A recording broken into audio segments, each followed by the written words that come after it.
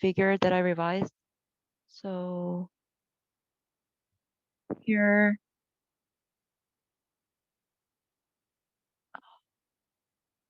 here we have table 2, summarization of the result. And I made a forest plot for like the results of the total, at least. So I kind of organized them like this as a figure 1, and figure 2 is pretty much same with the previous version. And for figure 3, instead of the tree like shaped plot that was commented by you a little bit wordy, I try to make a contingency table instead of that. So I hope it looks like okay.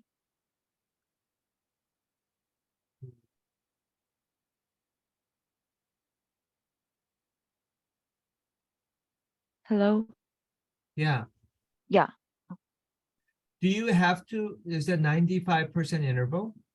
Confidence interval? Yes, I just, because they provide me with this data, so I just wrote them down, but I can delete it.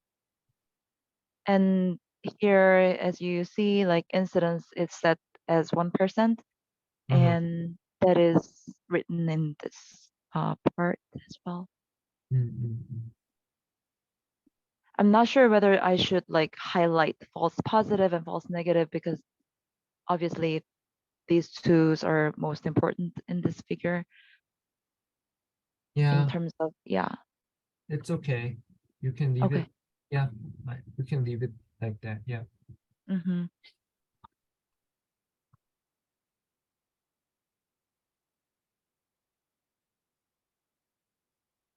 Yeah, these are pretty much done. Like all for like stat parts.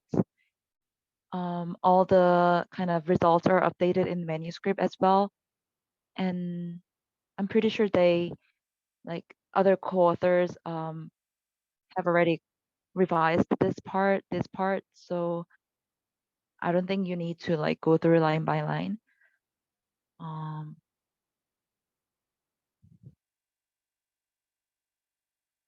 What journal are we aiming this time? We're gonna send an email out to JCO, and then So if they recently, Dr. Minjung Kim told me Nature Communications, they accept meta-analysis. Nature Communications. Yeah, Oh, Good to hear. it's a pretty good journal. So she's gonna submit the hyperprogression meta-analysis there. uh-huh. So I think this could be another yeah. So JCO is a better paper than Nature Communications, but try JCO. But if they're not interested, look into Nature Communications. Okay, that sounds good. Yeah. Because JCO, I think we're just gonna email them, so it wouldn't take that long. I think they'll get back to us within a week-ish. Okay. Mm-hmm. Oh, okay. Yeah, we'll definitely look at it. Can we, one sec. I'll just share my screen. So,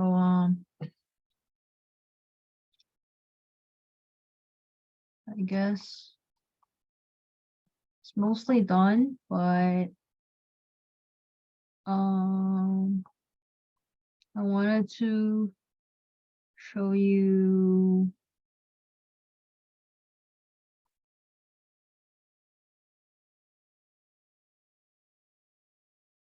this. This is the part about the single cancer. So about PSA. Would you like us to include anything else? We included the false positive, false negative. Sort of mentioned everything, but if there's anything you want us to include there.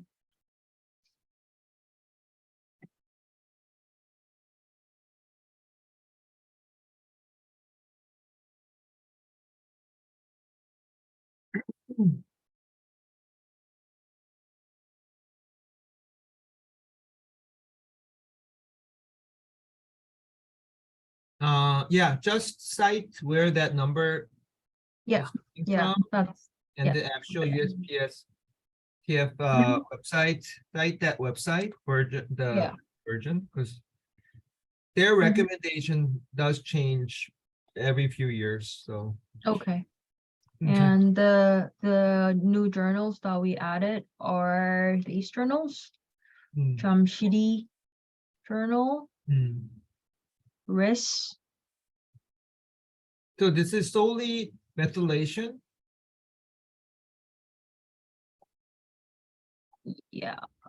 Yes. Not combined, just solely This is methylation just alone? methylation. Yeah, I think so. They RIS had will- 8 different classifiers that they tried out, and methylation only had the highest accuracy out of the different methods that they tried for Jamshidi. Oh, so the final result were just using methylation? Yeah, we're using the one with the highest like specificity. I mean, sorry, they capped at 98% specificity, but methylation had the highest sensitivity at that specificity. So did they use anything combined or just compared each different methods and choose one? They just combined different methods. They didn't have reported sensitivity for a combined classifier. That's interesting. So what were the other comparators? I can check real quick. Can you just show me the abstract? I can do that if you Yeah, want. Sure.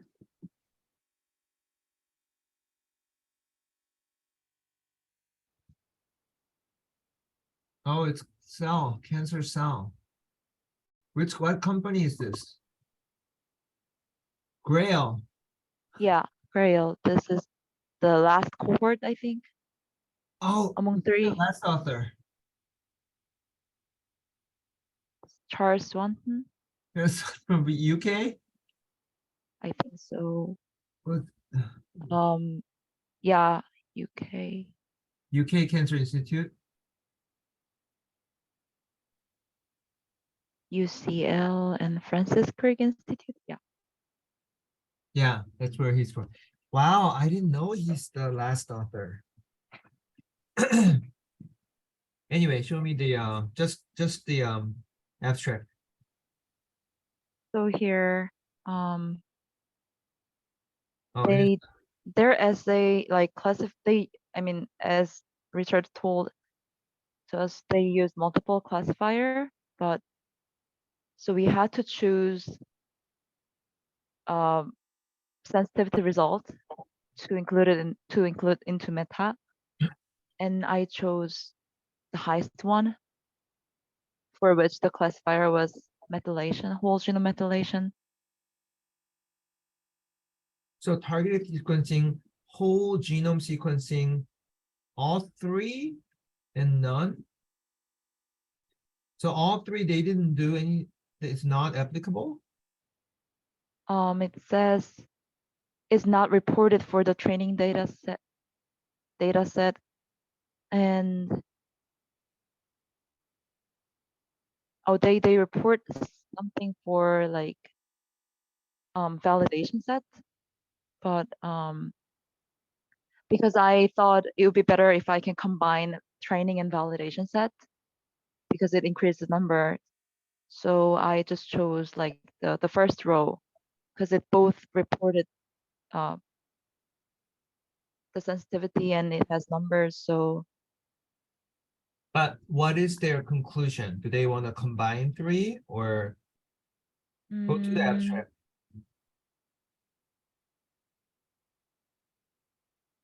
whole genome methylation is the most promising technology for MCED. and informs Beta development of a targeted methylation MCT test.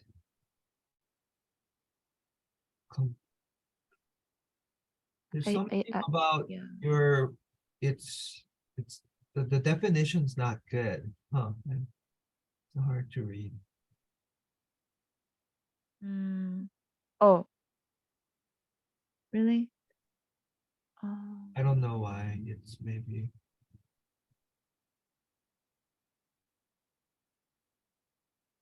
You want me to magnify? You want me to magnify the?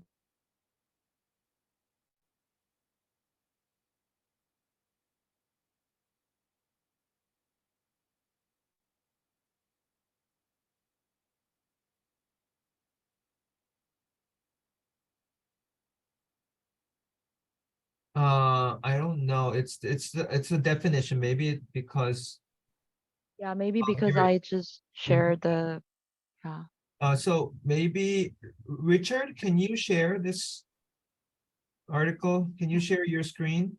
Maybe that way. Yeah, here I can share. Closer. We're closer. Uh,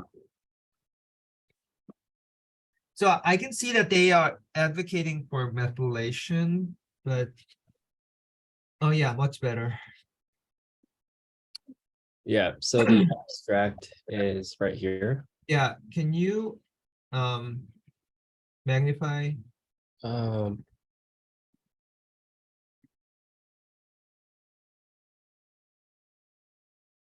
Yeah. Okay. Okay, much better. So this is CFDNA. Hold on.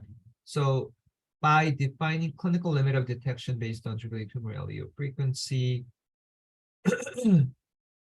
So that's the tumor allele frequency. We call this variant allele for VAF. 10 machine learning classifier trained on the same samples and independently validated. 98 specificity. Those using. So at 98 and combined score,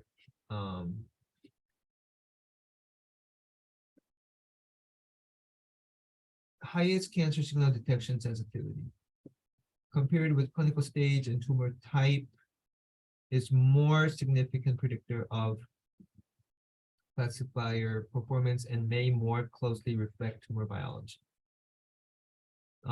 Clinical limit of detection mirror relative sensitivities for all approaches. The whole genome methylation feature best predicts cancer signal origin. Whole genome methylation feature best predicts cancer signal origin. I mean, we have that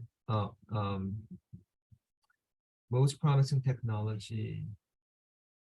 So they didn't really emphasize the combined approach. Can you go down to the table again?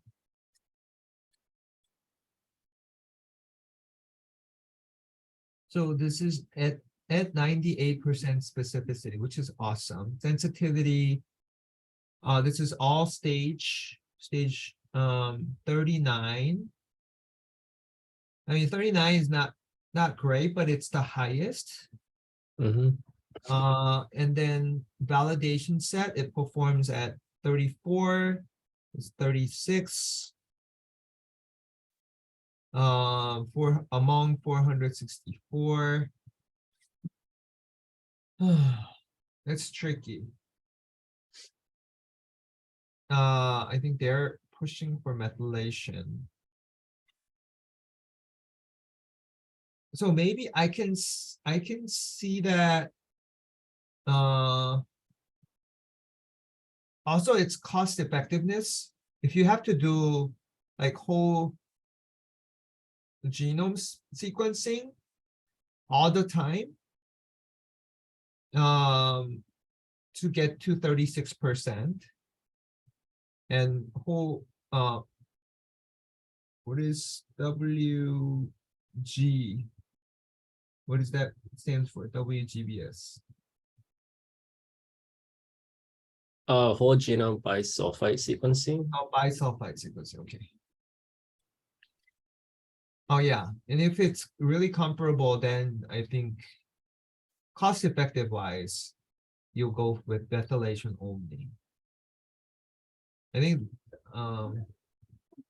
so Eugene, you said you combined 833 with 464? Yes. I literally combined the training set and validation set because since specificity is same, set at 98%. So I think there's no problem for me to combine the total samples and then true positive numbers Hmm, of both training, both sets. okay, can you show me other tables? Like this one? How it worked? Yeah.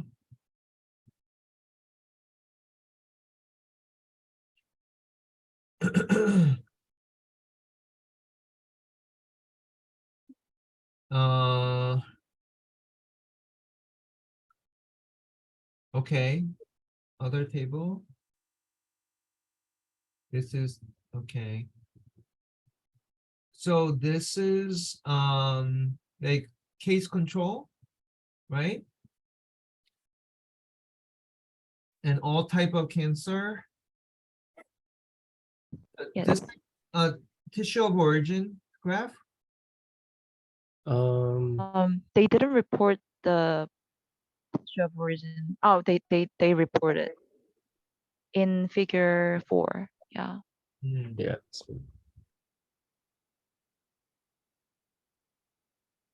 So among like A, B, C, I only used A.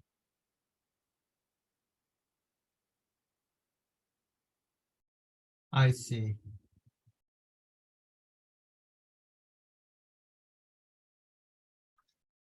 So they did the best job in predicting, okay. Okay.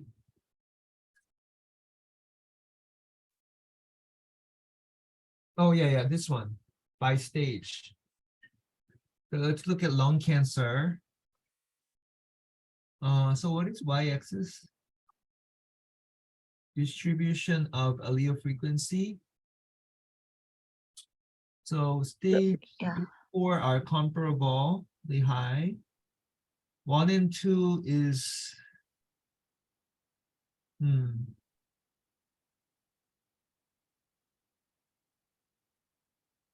breast remaining colon.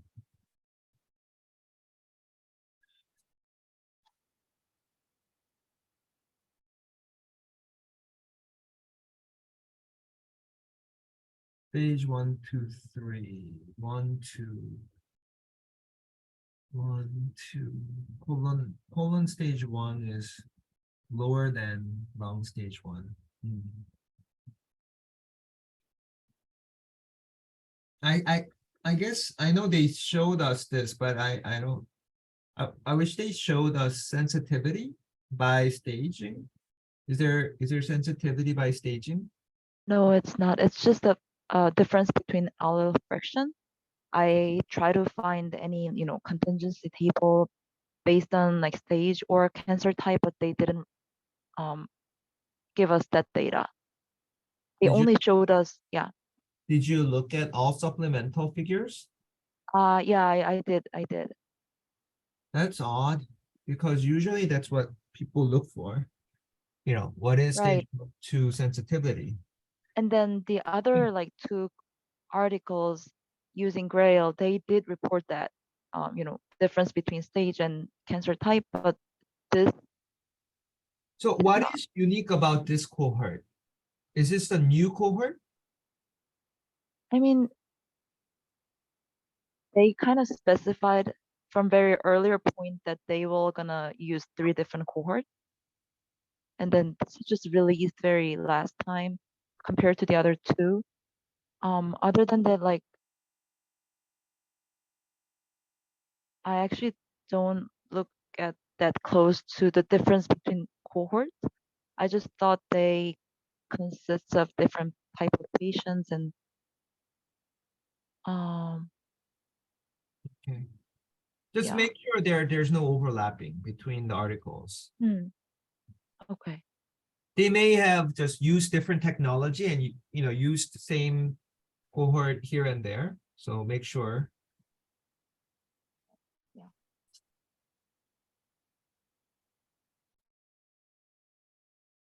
Hmm. GA Discovery announces 3 independent essays. 2,800.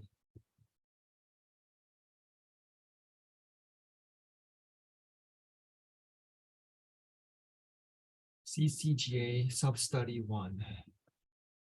Okay, I'll let you decide. We don't have time to go through that, but because there's I think Grail had another paper, but I didn't know they had a different cohort, 2,800. So okay, next new study. Let's look at that. Oh, whoops, sorry.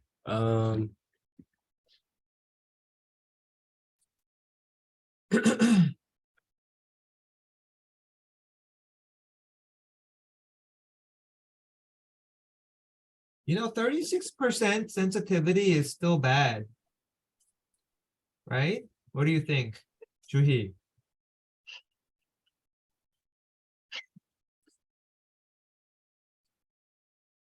Ninety-eight specificity, but sensitivity at 36%.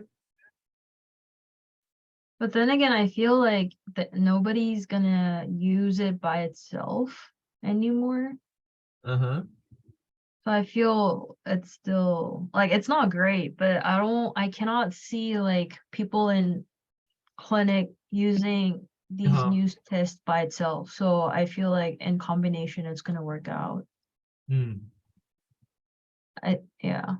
I mean it's not great, but at the same time I don't see people use one kind of test, especially because MCED is so new. Okay. What is the range at 98%? What are other tests performing at? Sensitivity.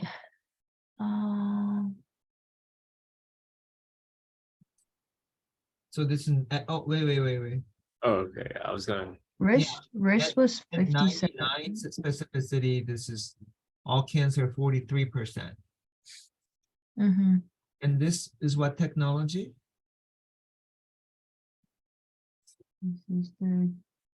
This one. Cell-free DNA. Yeah, that's the DNA. So Mutation- genomic mutation. variants.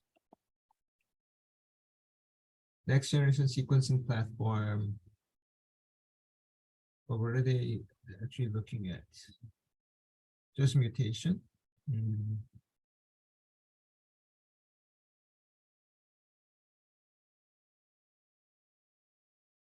Where is this group? This is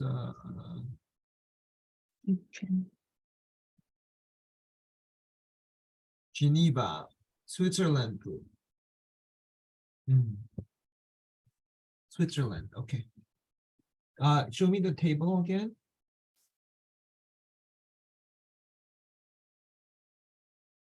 Okay, 400, 200, okay. Oh, yeah, sorry. And- This. Okay. Okay. Next. Stage 1. Oh, it's pretty decent. That's pretty good. Next. That's it. Okay. Can you go to method? I want to see what they should be mentioning what they looked at. PCR use target sequence specific primer. Pipeline. So it's just a sequence that go down.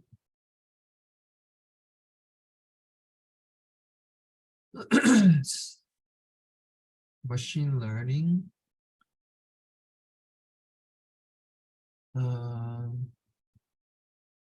Okay, just the sequencing, nothing else. Okay.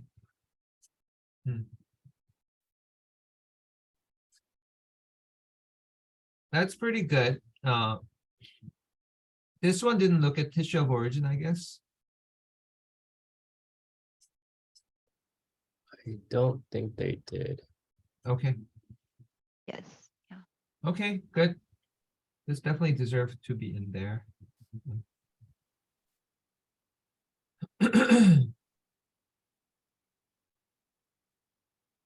And then this is the third one.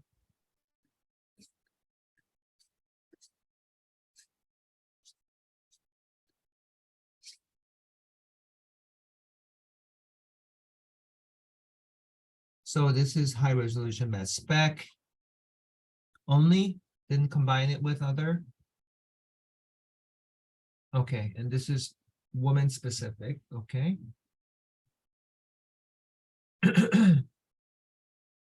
So why did they say concurrent detection?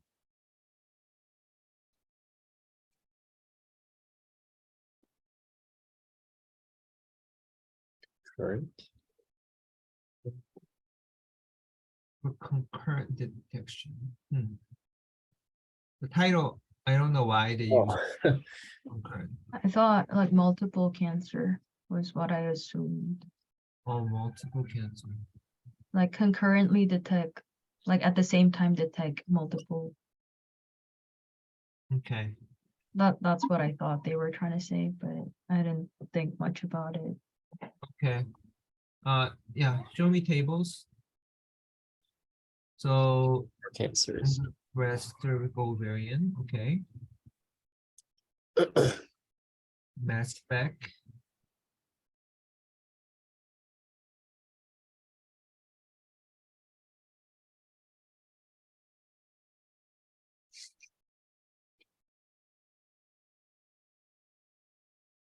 So ovarian and cervical breast. This is the endometrial confusion matrix.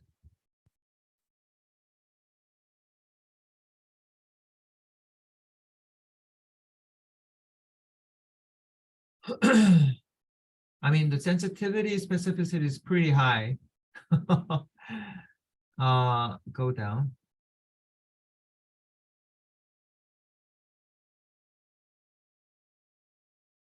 Yeah, these are the metabolites. Okay.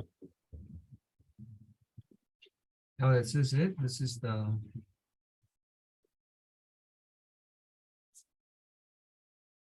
Okay, you go to abstract. Oh, right.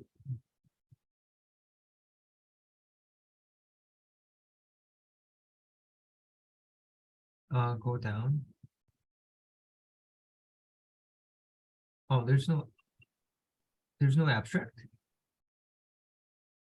I don't see one besides the first paragraph. Oh, okay. Oh, this one we integrated. Untargeted serometabolomic. Machine learning.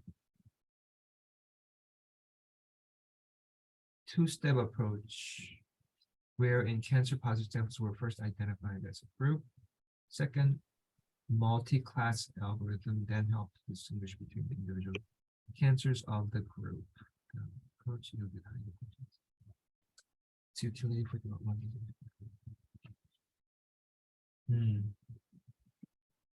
It's hard to really understand what they exactly did. Show me the table, the figure with the arrows. The flowchart. Yeah. Control, model score.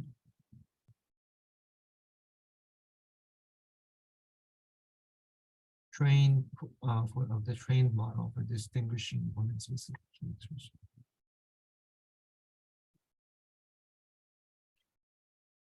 Okay, go down.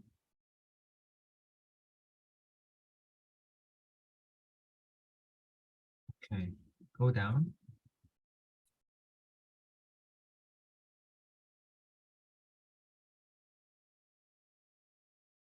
And this is all early stage endometrial breast cervical ovarian. Just mass spec only. Okay, this is good enough. But I feel like if you compare, this is all case control. They're their sensitivity specificity is much better than methylation. Okay, so let's see where they land at our meta-analysis. Is this all three? Yeah, that was all three. Okay. So show me how they are integrated in our pen paper. So for because we only included cfDNA based MCED test for meta, the Uh-huh. last one was not integrated in the meta-analysis. Oh, So okay. yeah. But you wrote it in the text, right? Oh, yes, I think Yeah, the other, yeah, did that.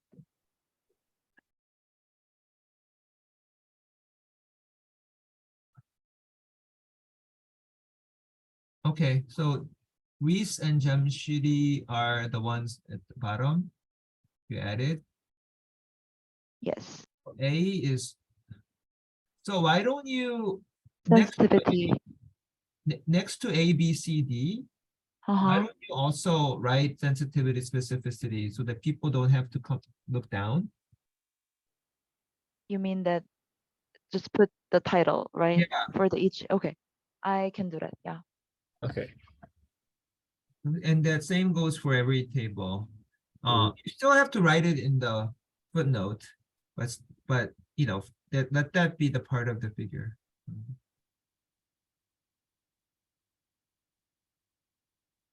Sure.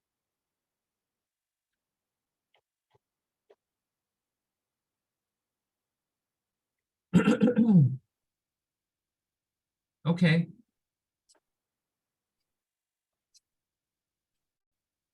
Okay.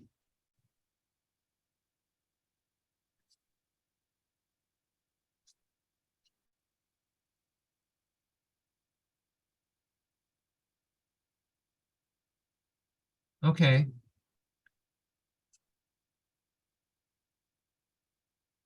Can you go up again? Mhm. So what is A for this? False positive and false negative. Oh, okay.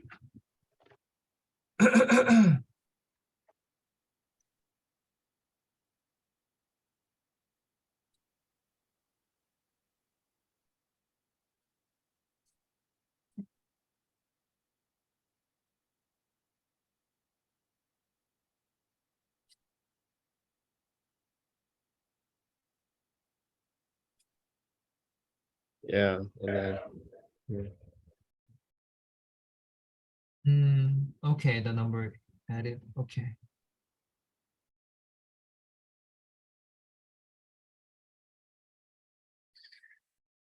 So the new one added to this or no? The TO, I think only Reese was added, so You have to add GMCD. yeah. I mean, yeah, I have to add Jam City, not Reese. Um, the table itself in the manuscript, it is updated, but I have to update supplementary figure for TOO, so I'll do that. Okay. Yeah, I'll just mark it. I missed that. I missed this part. Mm, So let me ask you this. TOO, can this be part of main figure?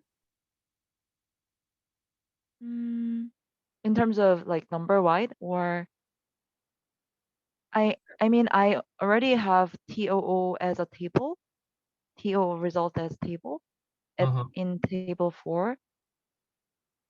So I thought if I keep the first plot, it would be kind of redundancy, but Show me the table again for TOO. okay, could you go to table 4? But it doesn't have any, individual study-wide information. It's like integrated numbers.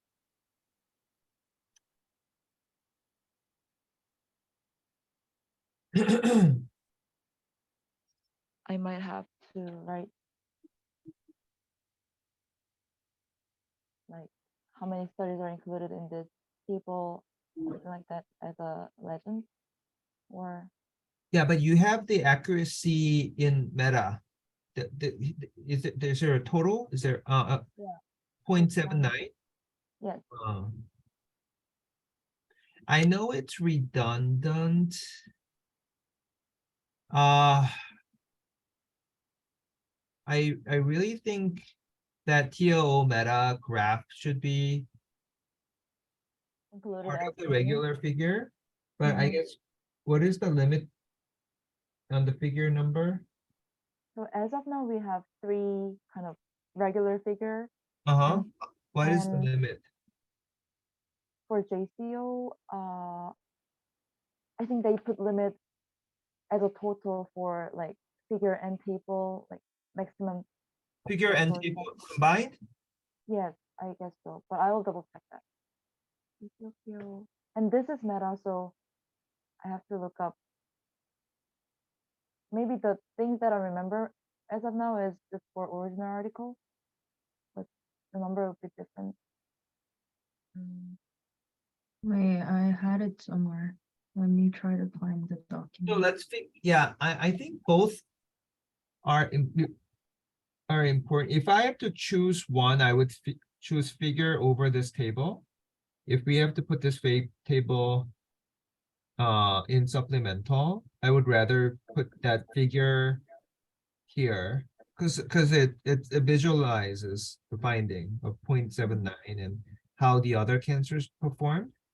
I know the misclassification is not represented here. Mhm. But go back to that figure for me, TOO supplemental figure.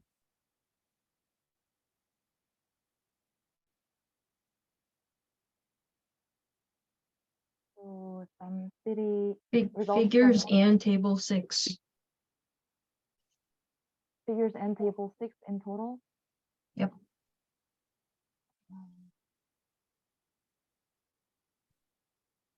But if we're gonna do nature communications, we need to figure out what their criteria is.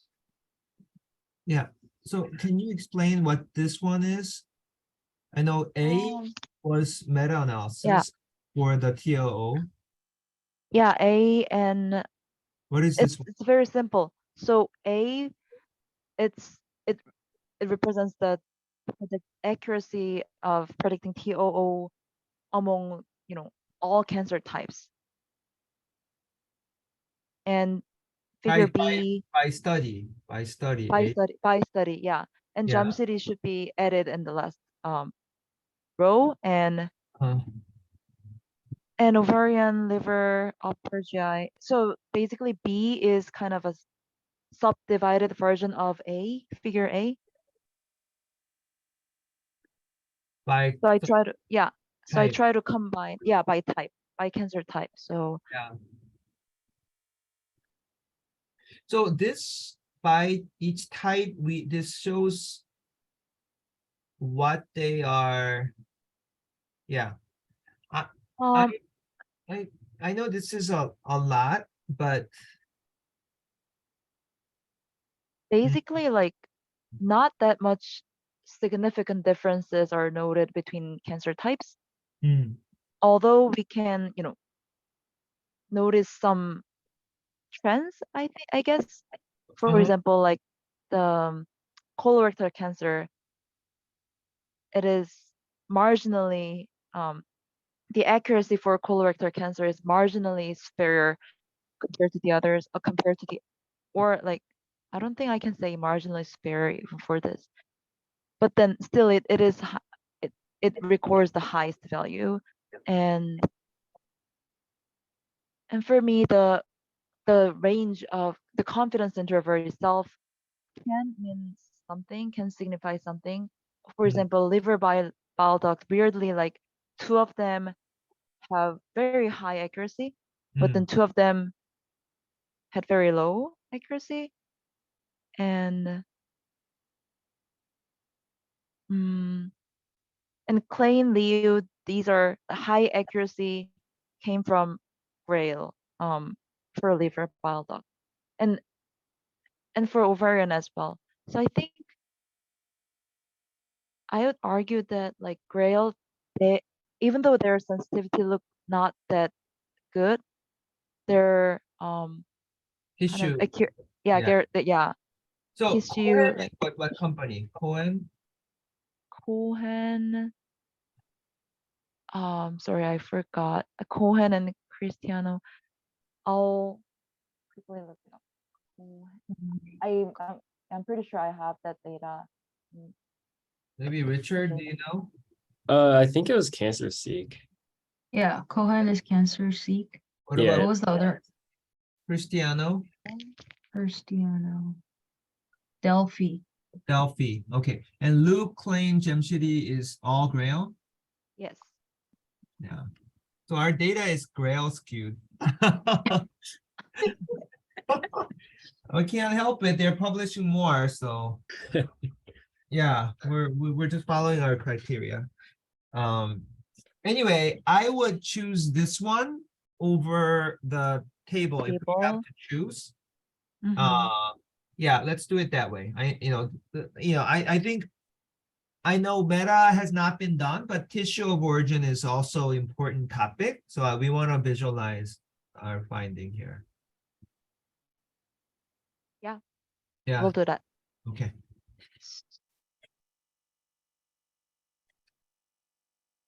So make sure your text in the text you show that. Also like same thing with supplemental, all these tables, A and B, please write the title for each graph. Mhm. Yeah. Yeah, I'll do that. Do it later. Okay.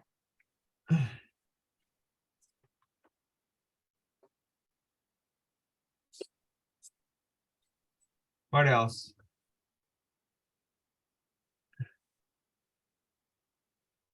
That was it. Do you think we need to add anything, subtract anything? Can you go back to the abstract?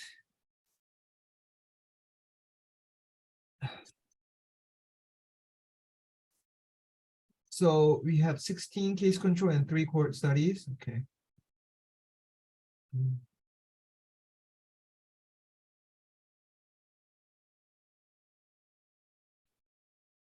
So didn't we have by method cfDNA versus other? Multiomics? Yeah. Mm-hmm.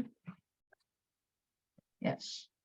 Yeah, but the thing is, there are only 2 studies using multiomics, so Yeah. Where did you put that mass spec paper then?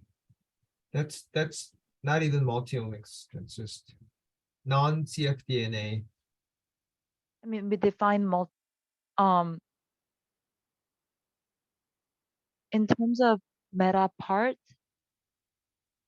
the criteria that we use to distinguish single and multi-omic is basically like all studies should use cfDNA based assay, and then when some of them like had another like when some of them combine cfDNA based assay and the other technology, for example like protein, something like that, we call them as multi-omic. So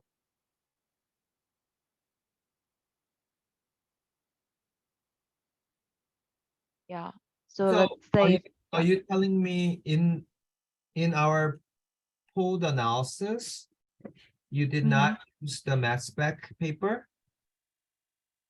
yeah, when the study only used mass spec, they that study is not eligible for meta. Okay, let's go to the title then.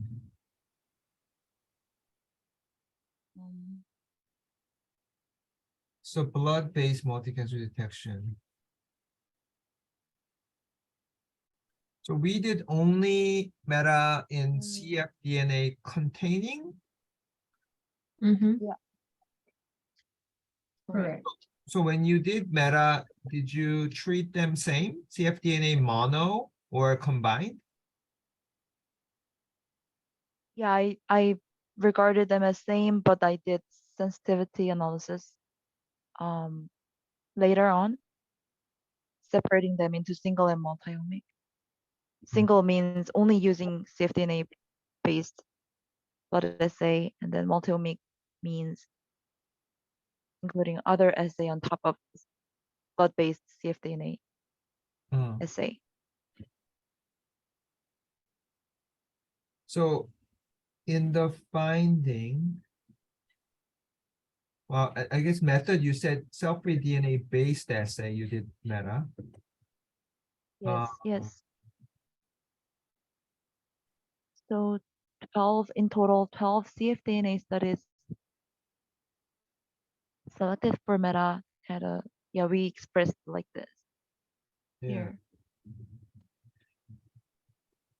Now, I think the readers wanna know, so 12 versus from 19, Yes, Yeah. 19 so 7 were not selected.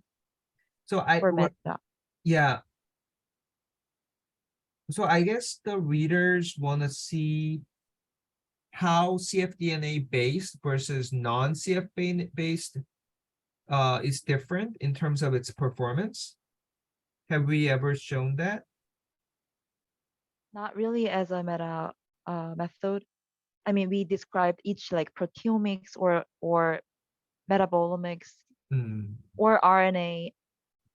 The other authors, summarized that results very descriptive in Right. manuscript itself, but I didn't combine them as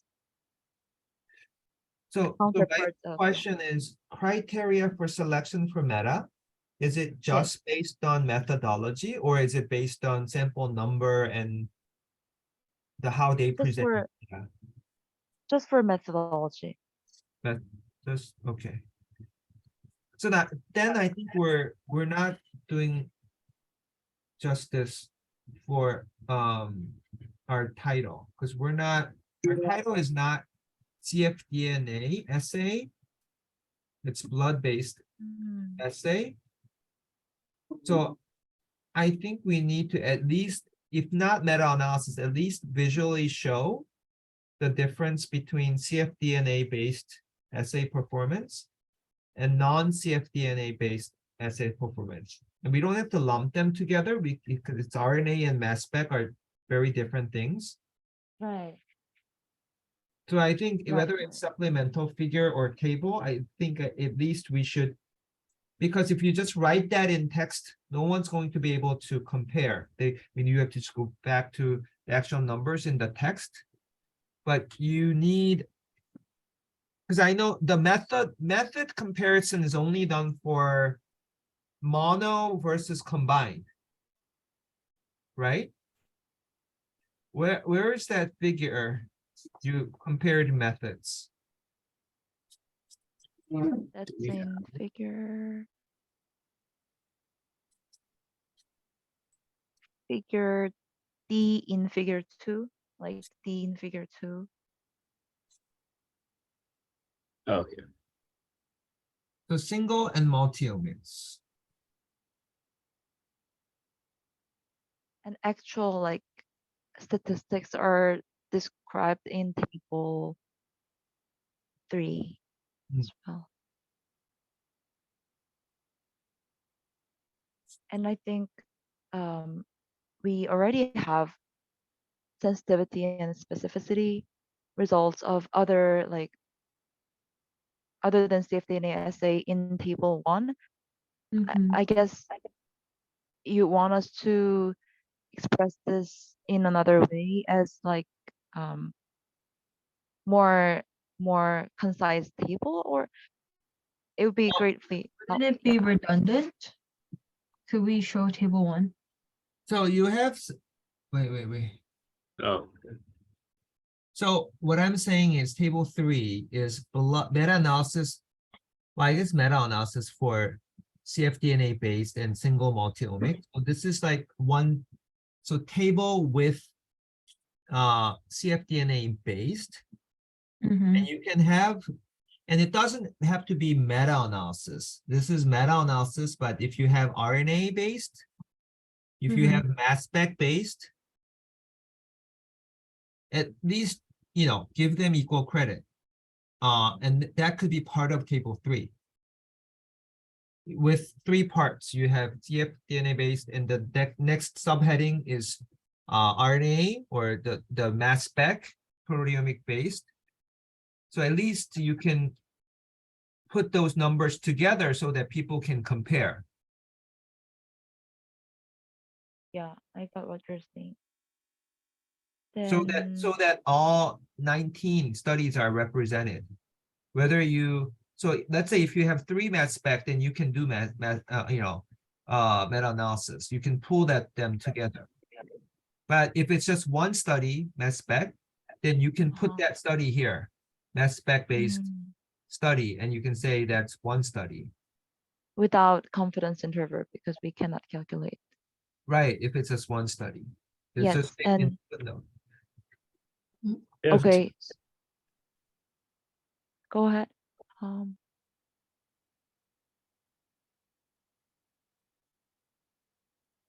So that Mhm. way, even in the figure, you can cfDNA single, cfDNA multiomics, and you can put RNA, mass spec also in that same figure. I think the whole idea is by different methods, how are they performing? Visualize it. Put in the table, put it in the figure. I think for the sake of, or for the ease of meta-analysis, I understand we just did the majority cfDNA based. But I also think we have to visualize it, table and a figure. But like, how would that be possible if it's because like for RNA we have 2 studies, Uh-huh. then how is it gonna fit in this figure? So it will have like 2 sensitivities and 2 specificities? So even two studies, you can pull it. I mean, sorry to cut in, but the figure itself shows each individual study. So Oh, there in should that be, figure, you can put the dots. Yeah. yeah. But my concern is if we include, I mean, this figure C maybe the showing the results based on single or multi-omic. This Yeah. is done as a part of sensitivity analysis for Meta. So if I only update this part, I don't. I'm a little bit worried. What if it break the uniformity of the. So basically, other like A or B or D, like female, you want me to include different method study into D or B as well, like different gender or I understand. So this is within cfDNA and then break down by different subtypes. right. So I feel like maybe just do the total then. Just do the total Okay. sensitivity specificity for Uh-huh. cfDNA based, RNA based, multi-spec, mass spec based, and create what you can create a supplemental figure, a table for that. Then Mm. Then what about table? Do you want us to still modify table 2? Table 3? I'm just thinking, I mean, because this has so many subgroups, it might be too much, thinking about it again. Right. So I think maybe just doing another different table is better to compare it. Like cfDNA, RNA, and proteomics, something like that. Yeah, and then go back to that figure. Comparing multi-omics. Yeah, this one. So this one, you can still leave it and create another table. Just combine single and multi-omics and say cfDNA based. Uh-huh. Dot all these things in same color, and then dot RNA and mass spec in different color, so that can be compared of itself. Right. I'll keep that as supplementary table. I figure, Yeah. right? Yeah. Let's do that. Okay. And Mm, don't forget to write those comparison findings in the text. Describe that, not just make So any supplemental figure you make, explain that in one sentence and put, reference what table you're describing in okay. the results. Okay. Okay. Okay.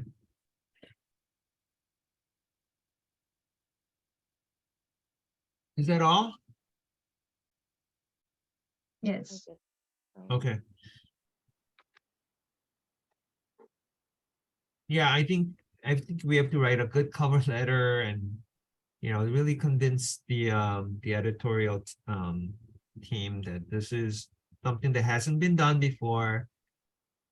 Tissue of origin is equally important, and you haven't seen any paper like this, before. So JCO, Nature Communication, and see where we land. Okay, sounds good. Okay, good job. A lot of work. The more we think about, I mean, I'm sure the reviewers will have a lot to say. It is a daunting task. It's but this hang tight. Is you'll be yeah. I think I think it's like about what kind of reviewers you meet.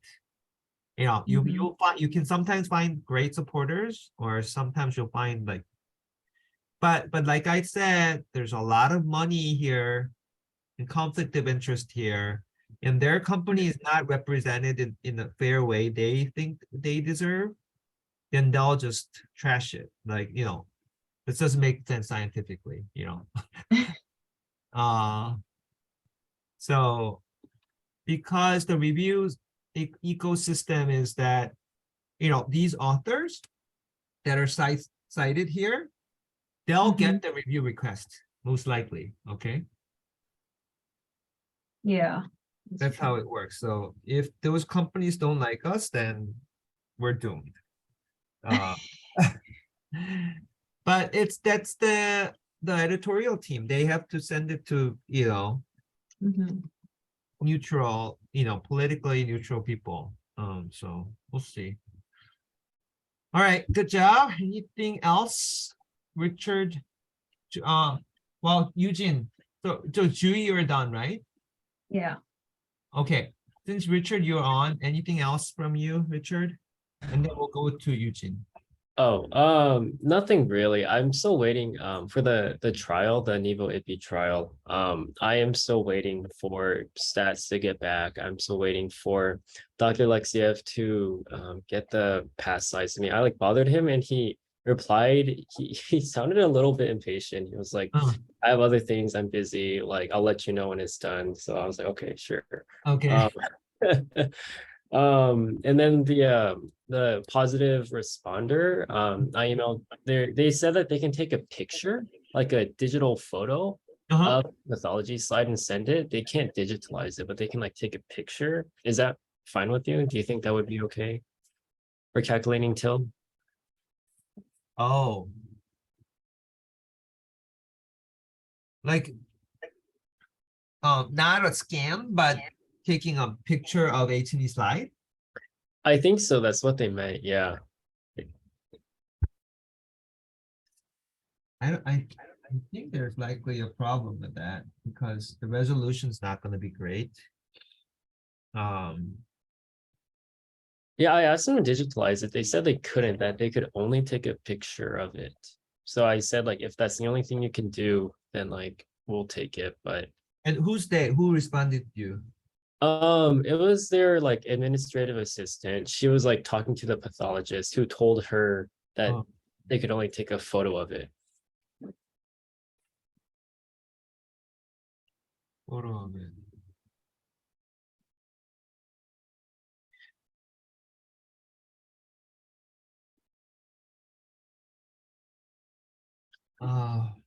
I think I think it's not gonna work. So maybe next question is, can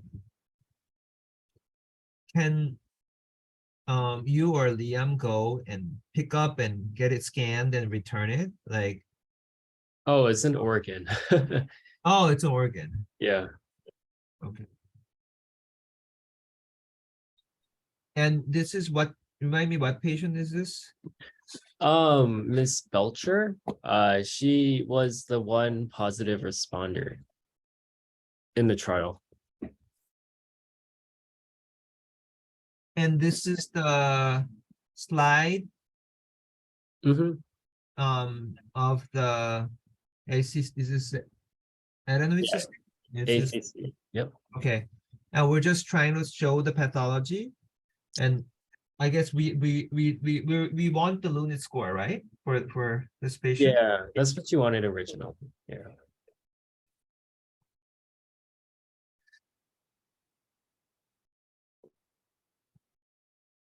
Is she still alive or passed away? I don't think she's still alive. Okay. Hmm.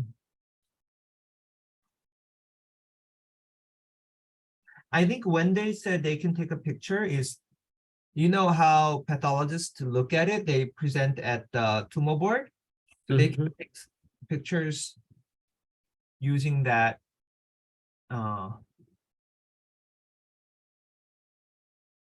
So maybe the next question is,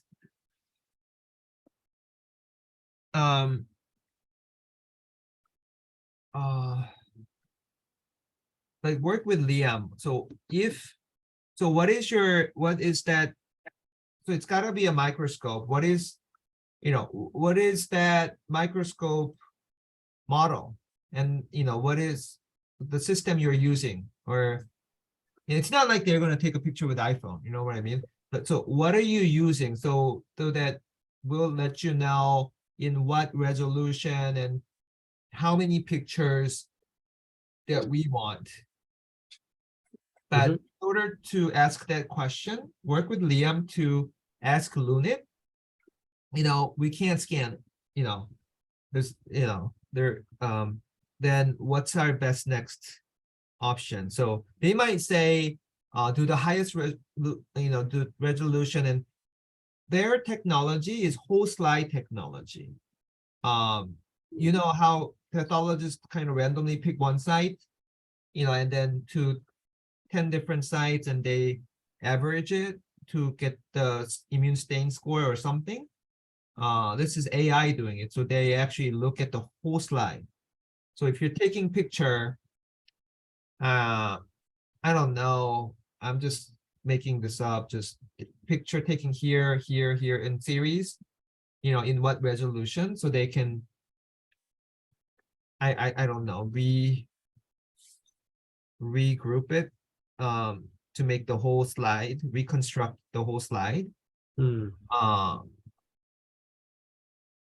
they might have issue with this and may have a solution of how to take the best picture from these microscopes. So with Liam, figure that out. And then if there's if Luna says no, that's not going to help at all, then we have an answer no.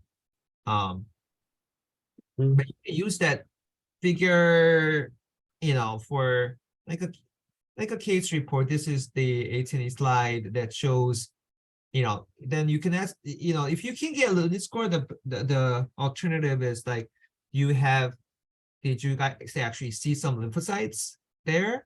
Or take a picture of the area that there's, lymphocyte infiltration seen.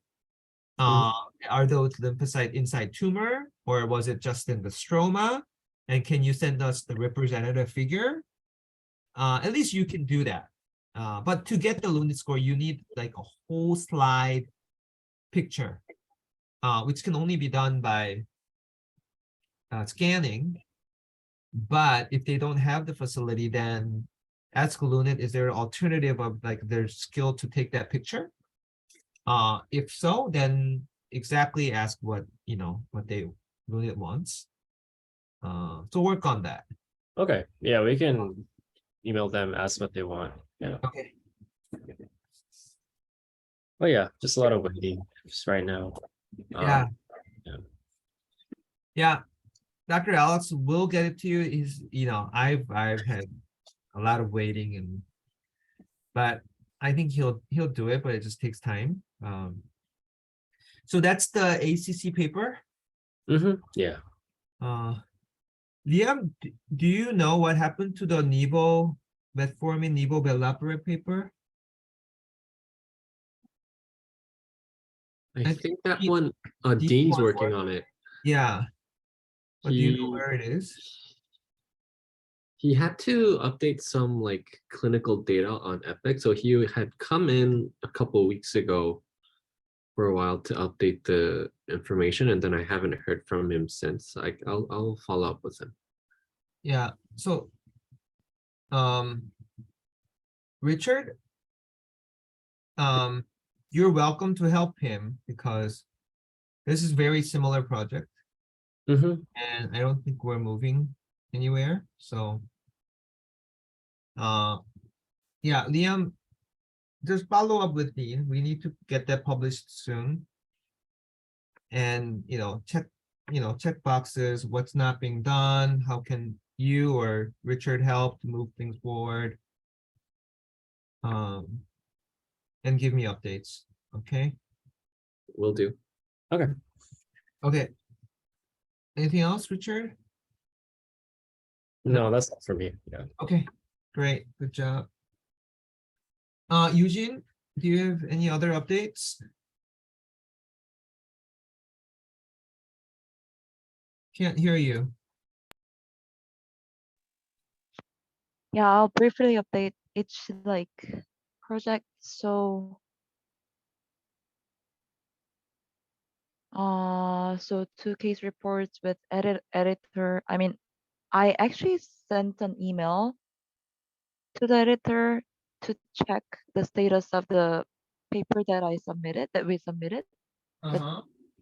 The Where- status hasn't changed it. Where is what journal? The oncologist. We Okay, submit this last October, October?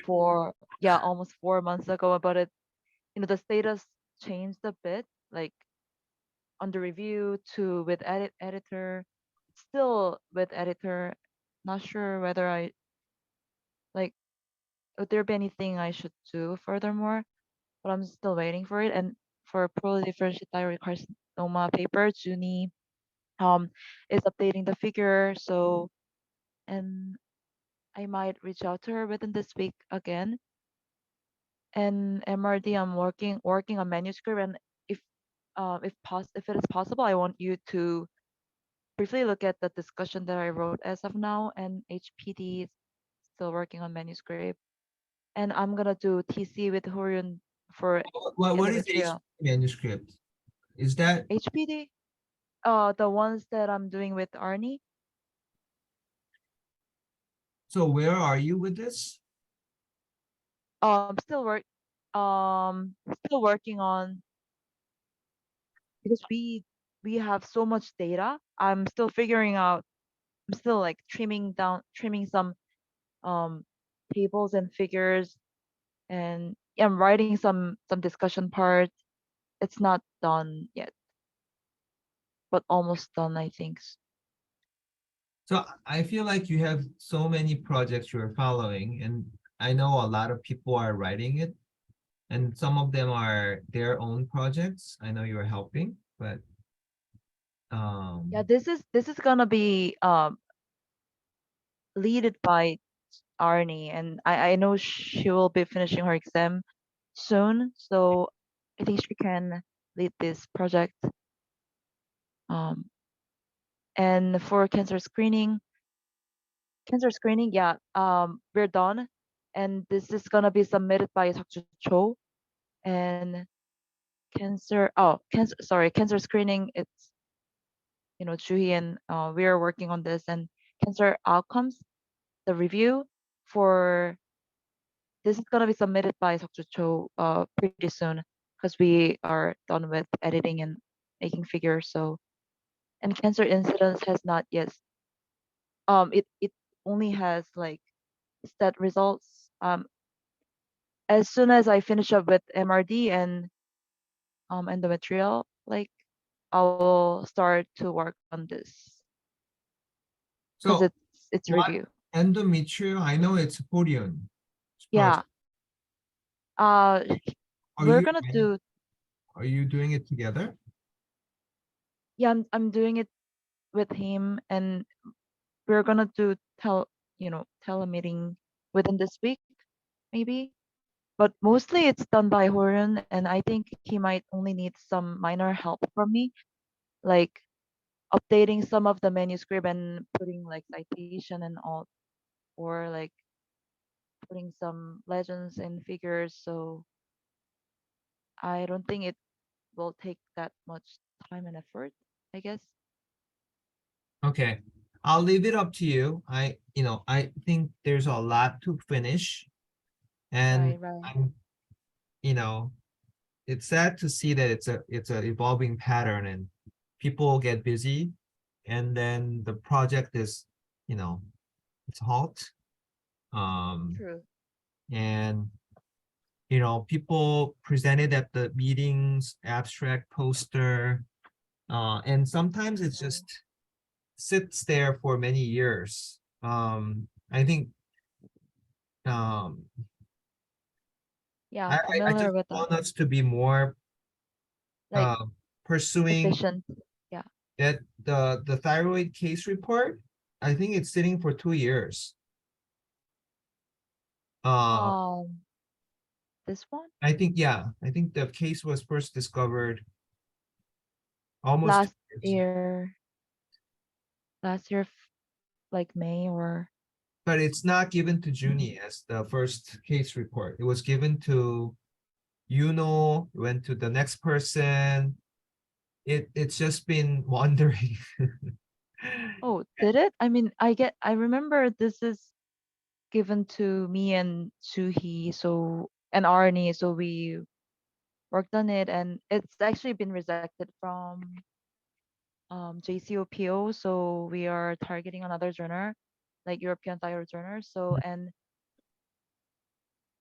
I just reached out to Suni for updating a little part of the Mhm. figure, providing them with um, the data that I collected. So I'm pretty sure she will get back to me within a week or two. Mhm. Okay. So yeah, I'll Keep submit. following, but Yeah, I remember I gave it to Lee. really? Yeah. The Vivian case? Yeah, okay. Yeah, Anyway, sure. Vivian, yeah. Okay, yeah.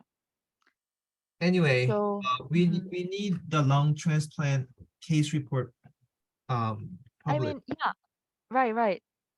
Would you Uh, recommend me to reach out to the editor again, or not so sure. They haven't got back to us with anything. Like we haven't received any review.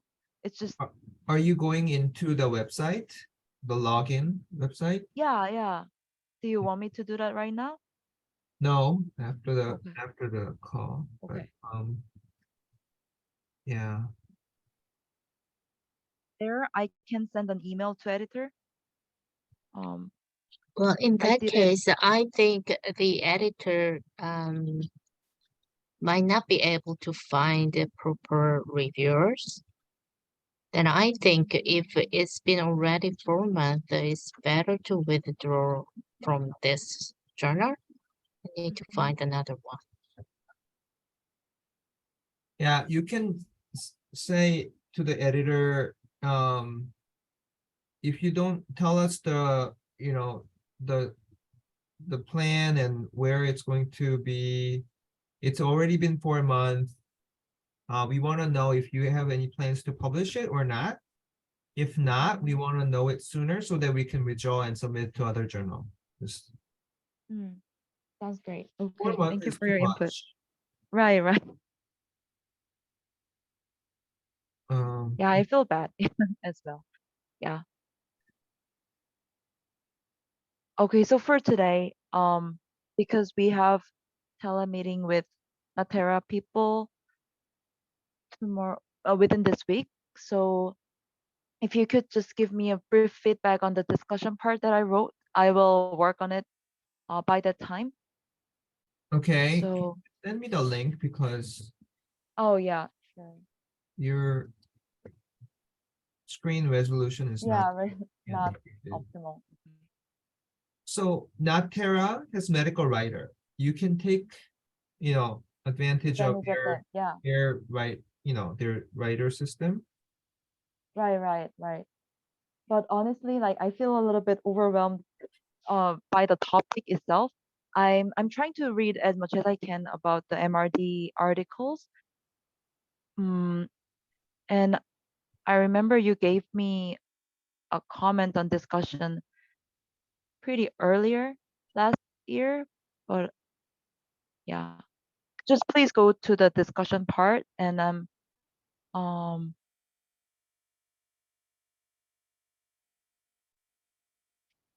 oh yeah.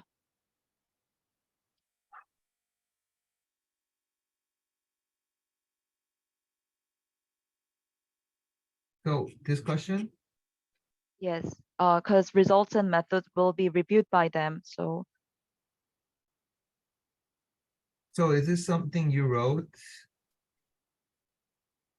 yes, for discussion, I So what is new? only Is this all new or?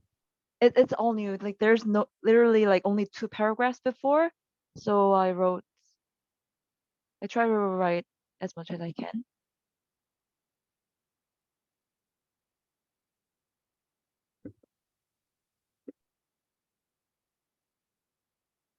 Evidence for clinical performance. I don't like the wording.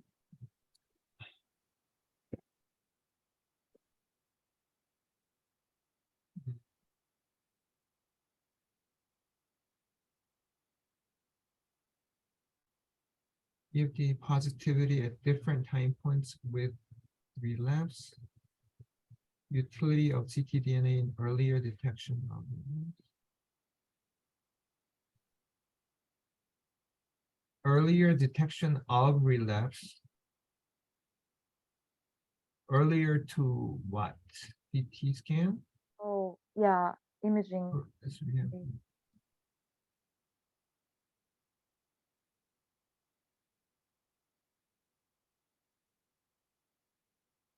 Uh,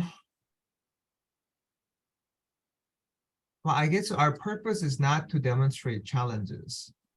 So this is sort of something we learned from our data. I don't think this is something we're selling here. Okay. We're selling, so I don't know the difference between 1 and 2.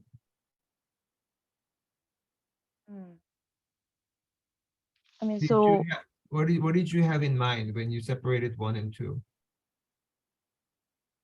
so one is like more like sensitivity or specificity wide.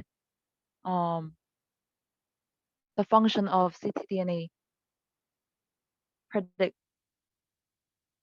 Oh, I guess you have a point. But for two, like I kind of described one case in a very detail, like how many months ctDNA had preceded compared to the imaging. So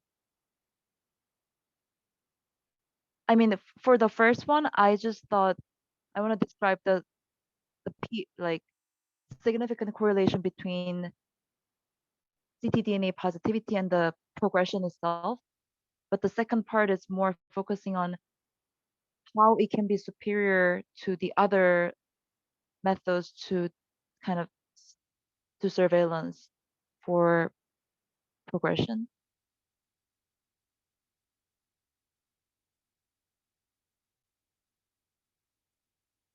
Then you have to say it out. The way you wrote it does not convey the difference. So if you want to, but I think the ctDNA is catching the early, it's correlating with risk of recurrence.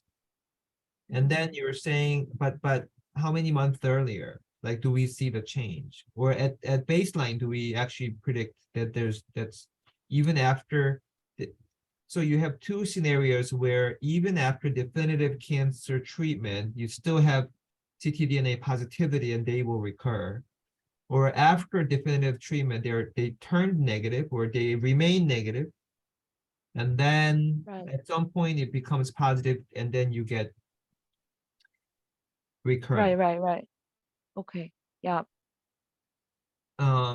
So value of the baseline post curative treatment and the Mhm. value of the dynamic monitoring and that and how soon or what is the I think the detection early detection advantage, what is and how many months can it detect compared to the radiographical evidence of recurrence. Mhm. How soon can it detect evidence of recurrence?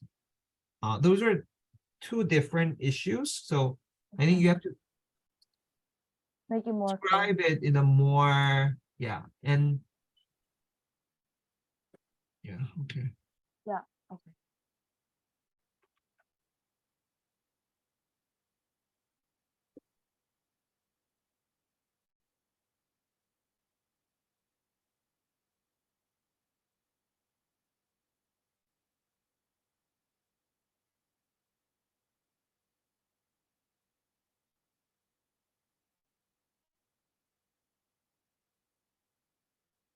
So what is this number?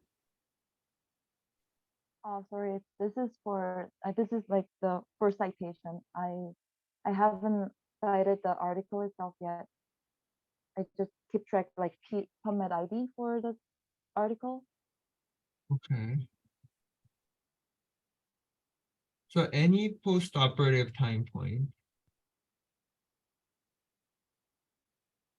67. At first time post-treatment.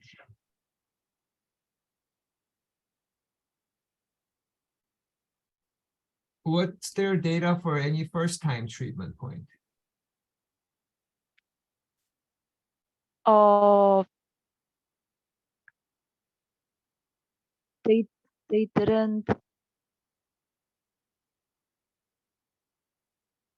They did. I guess only one paper reported that. Do you want me to compare? Have that number here as well. Yeah, if you are reporting Okay. it, you have to compare it. Okay.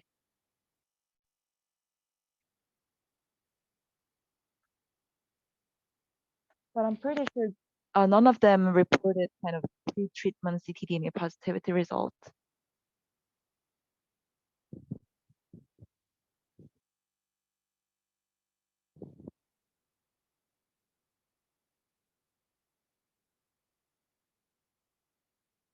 Then you say in other papers, they did not report pre-treatment ctDNA finding.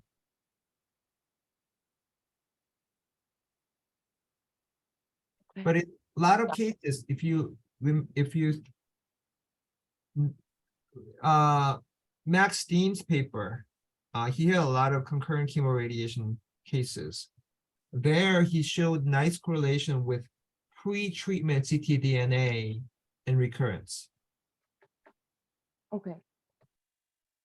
Could You know what paper I'm talking about? I don't think so. Could you repeat that Max part again? Dean, X-Dean? Diehn. Max is his first name. He's a Stanford I'll- radiation oncologist. I think as a lab, we all went to listen to his lecture. I think Liam and maybe Chisang. Do you remember? We went to hear his Yeah. lecture. So he has ctDNA paper. Mhm. Actually many of those. And so definitely his paper is the main one. Okay.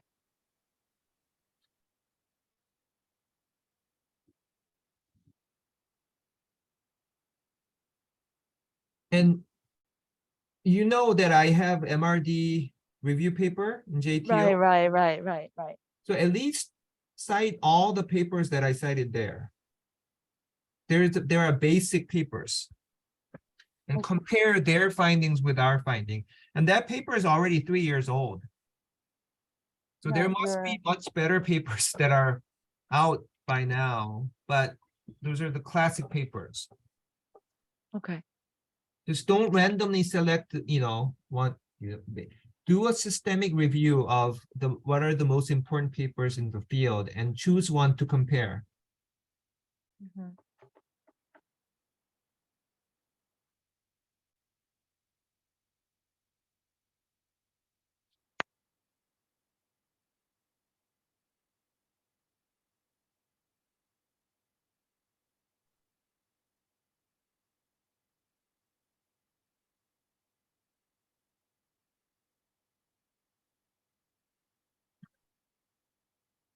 Effective post-op surveillance strategy.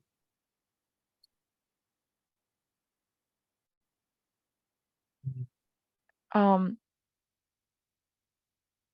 I just want to briefly like mention that the the time point where ctDNA should be followed up has not been determined yet. I'm not sure whether this point is worth to be mentioned or discussed here or not.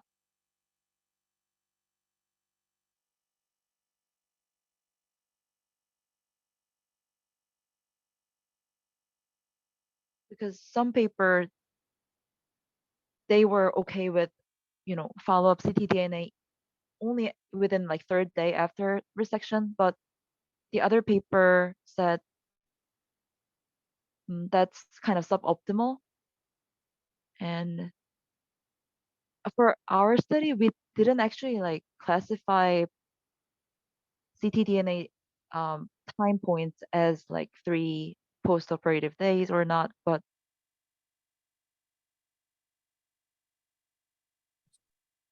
It's okay, but I would make sure you're comprehensive in reporting studies.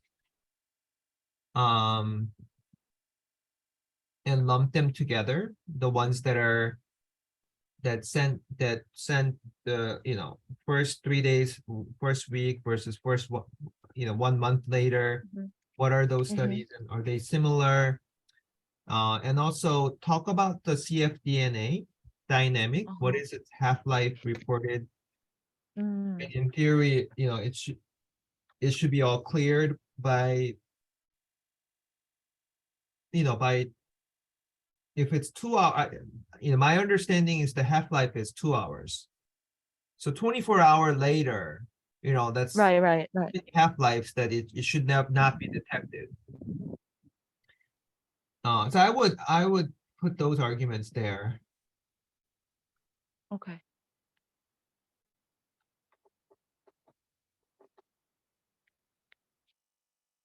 And I'm not so sure whether this sentence is appropriate or not because we only have one case demonstrating that the evidence of recurrence was detected earlier by cfDNA than CT scan. Okay.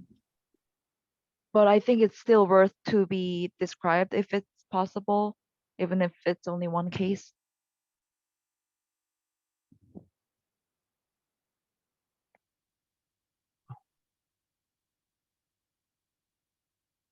So here you put median here. So Right. it's not just one study. Again, so many studies are done. So, I don't think it's just one study. A lot of studies have reported their median value. So Uh-huh. although, so I think the better way is you have to be consistent. Other papers have reported median time between first ctDNA detection to the radiographic evidence of recurrence to be 5.5 to 12. Other journals have reported this and that. In our report, we only have one case that showed 7 month. Was it Yeah. 7 month or what is it? Oh, 4 months earlier than CT scan, and it turned positive after 7 months from surgery.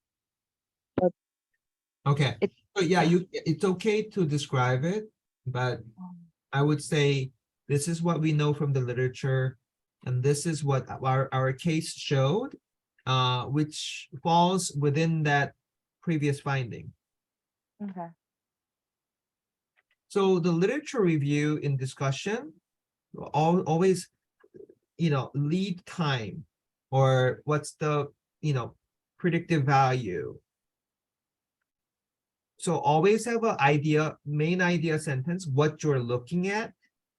This is what we wanted to look at, and then say, what did the literature show? And what did our study show? And is it similar? Is it not similar? If it's not similar, what is the possible cause of that? So that's always the structure of each paragraph. Right, right. So, so I want that format to be uniform. You talk about other studies first, then our finding, then follow that sequence. This one you're saying, well, one of our patient did this and that. Right.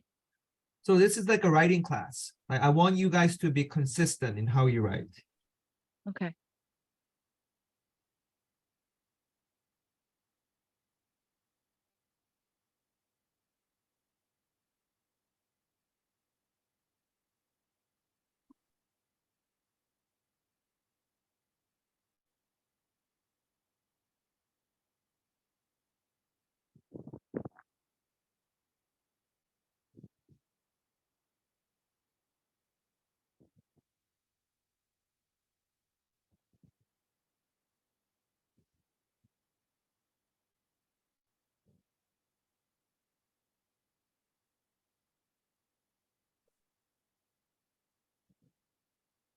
So challenges. Yeah, again, this starts from specific one patient, single patient as well.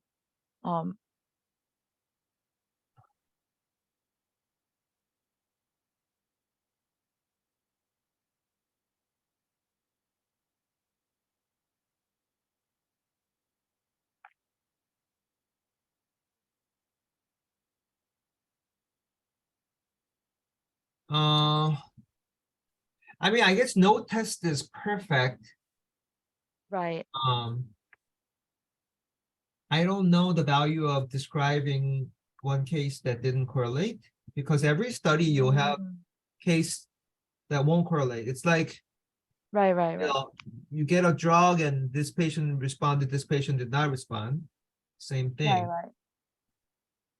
Then can I turn this paragraph into like, at least we should be a little bit more cautious when the level of ctDNA is very low.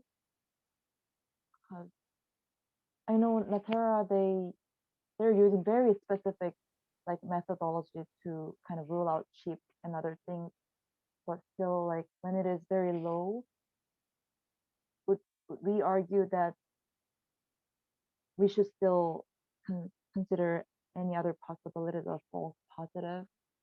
Or So I don't understand your point here. It's lower than the previous patient. Who is previous Okay. patient? so the patient that is described in the above paragraph, but I guess I can put the extra number of his cfDNA here instead of this. Like, his cfDNA is even below 0.09. So maybe that would be better to have extra number. The level of ctDNA was very low, like, for that patient.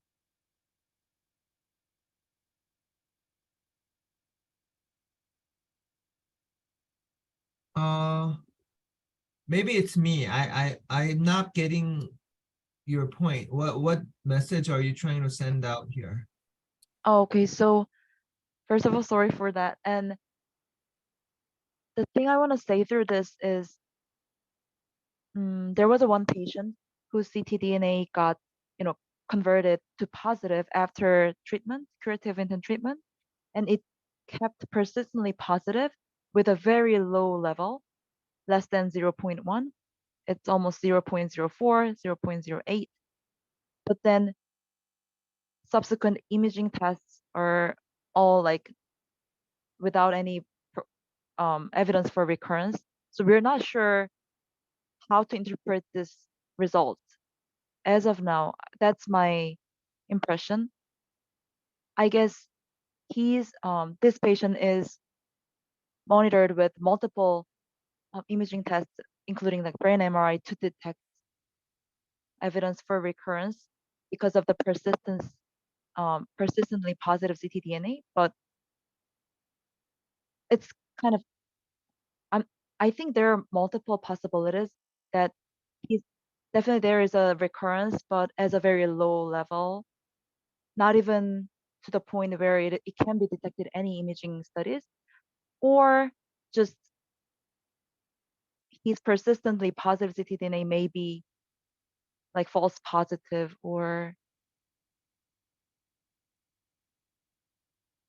So what you are saying uh-huh. is not listed here. It says may not be sufficient. And you're saying the level associates with volume, tumor volume. Right. Okay, I'll be more clear.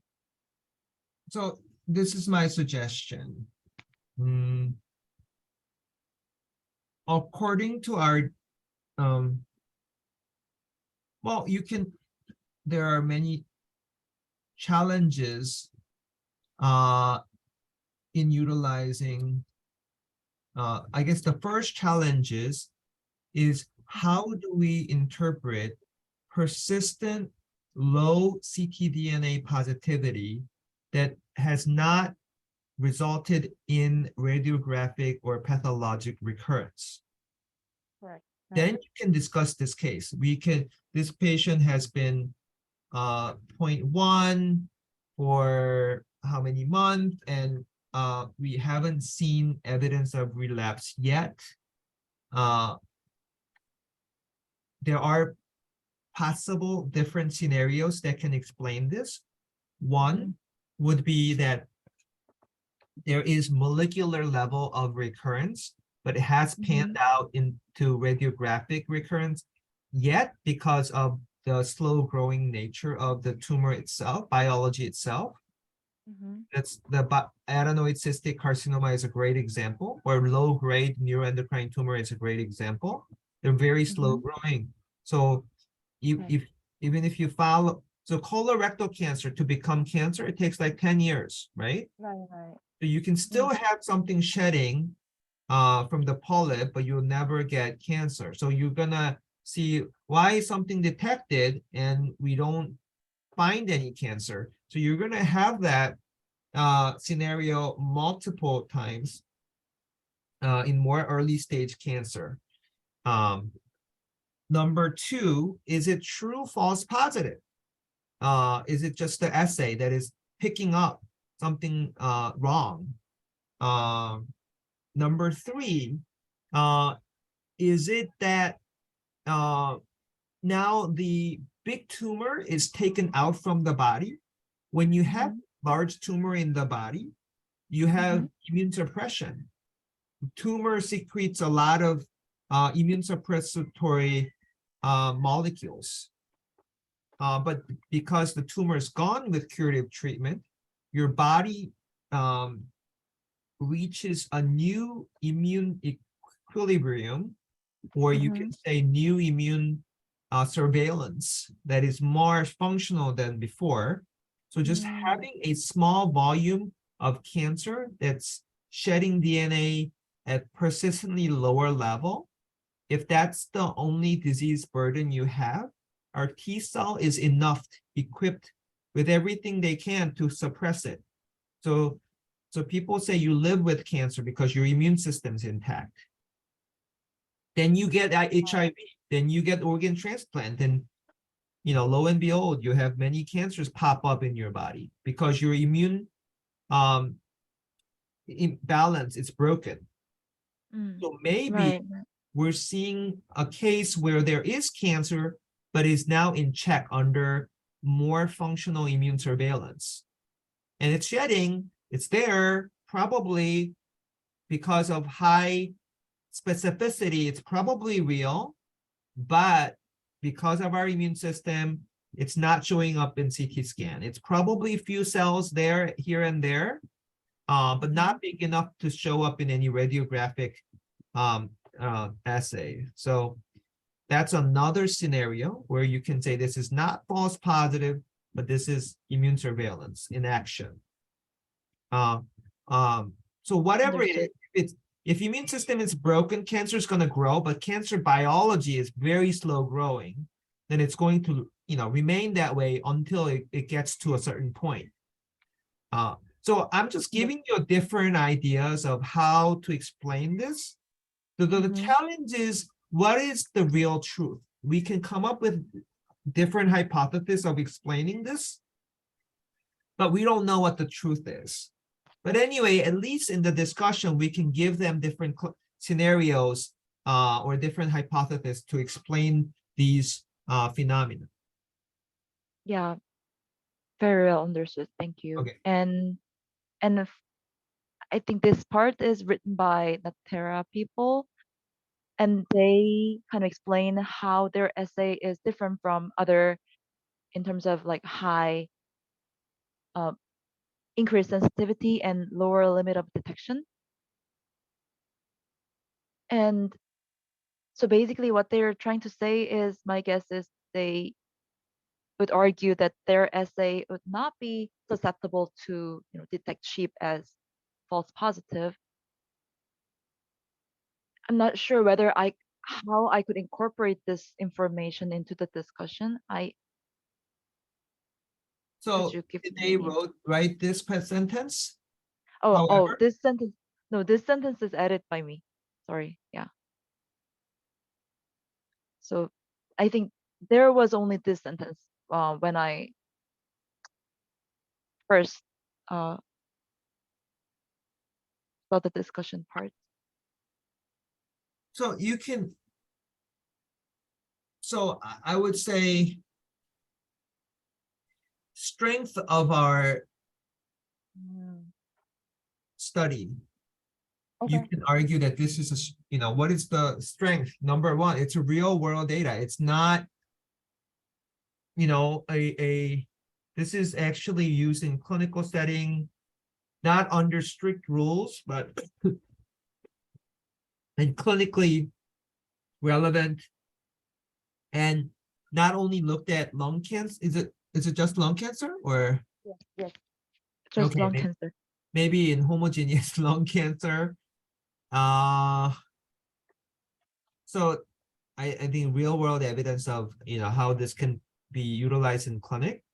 Mhm. Number two is a lot of the American DSAs are compromised by the abundance of the chip because they are not tumor informed. Yeah. And because we use this, I think the false positivity caused by chip will be dramatically low because we're using this technology. And even to the point that the prior paragraph discussion that false positivity is going to be pretty low. Right. So yeah, and I'm not sure how you would that this sentence is relevant. I don't know how. Yeah, how. Yeah, I'll just do it. And can I move on to directly to the limitation of our study after this? This one? Because actually, like, as of now, I only have this paragraph for the last paragraph, but my plan is to write limitation after this. So because I mentioned like a few challenges, I felt I have at least mentioned another challenge, other than just like the first one. not sure whether this makes sense, but so I was trying to say about, is it really trust, can we really trust the like negative findings? Because in other paper, 16% of them experienced progression despite the negative ctDNA, post-curative treatment setting. But luckily, none of our patients experienced any progression when their ctDNA was negative. And only one did in TRACER-X study. So maybe I could argue the reliability of negative ctDNA results might also need to be further validated. Not sure whether this is worthy to be discussed or not.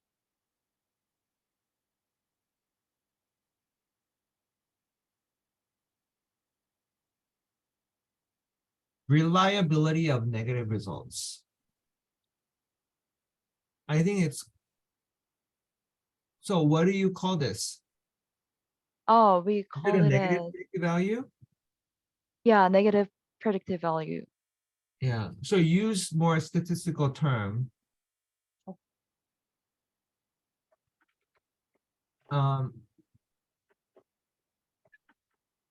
I guess negative predictive value for, and then Maxstein's paper, I think, Okay. is I think also 100%. No one recurred in Mm, this paper when it was negative. It was like a flat line. right. Yeah. Then okay. So I mean, you could talk about what other studies showed and say, yes, we showed this, and Mhm. all these, these results are impacted by several factors. One, how sensitive is the test? If it's Right. sensitivity, is if it's negative, it's true negative. If it's not sensitive enough, you're going to have a lot of false negatives, Right. right? A Sure. lot of, you saw the sensitivity in early stage. What is it? Right. 40% on average. That's what Right. MCD showed. Right. So we're clearly not doing well. And you can cite those ctDNA based sensitivity. You can even cite our own poster. Say ctDNA assay in early stage were this, so we're not doing a good job. There's and then the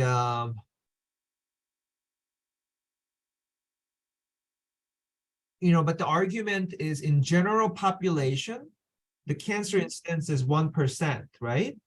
Right. But here, if we're talking about lung cancer stage 2, 3, a lot of them will relapse.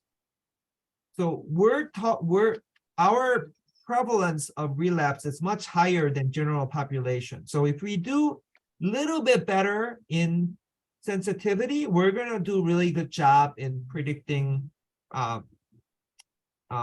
predictive negative value.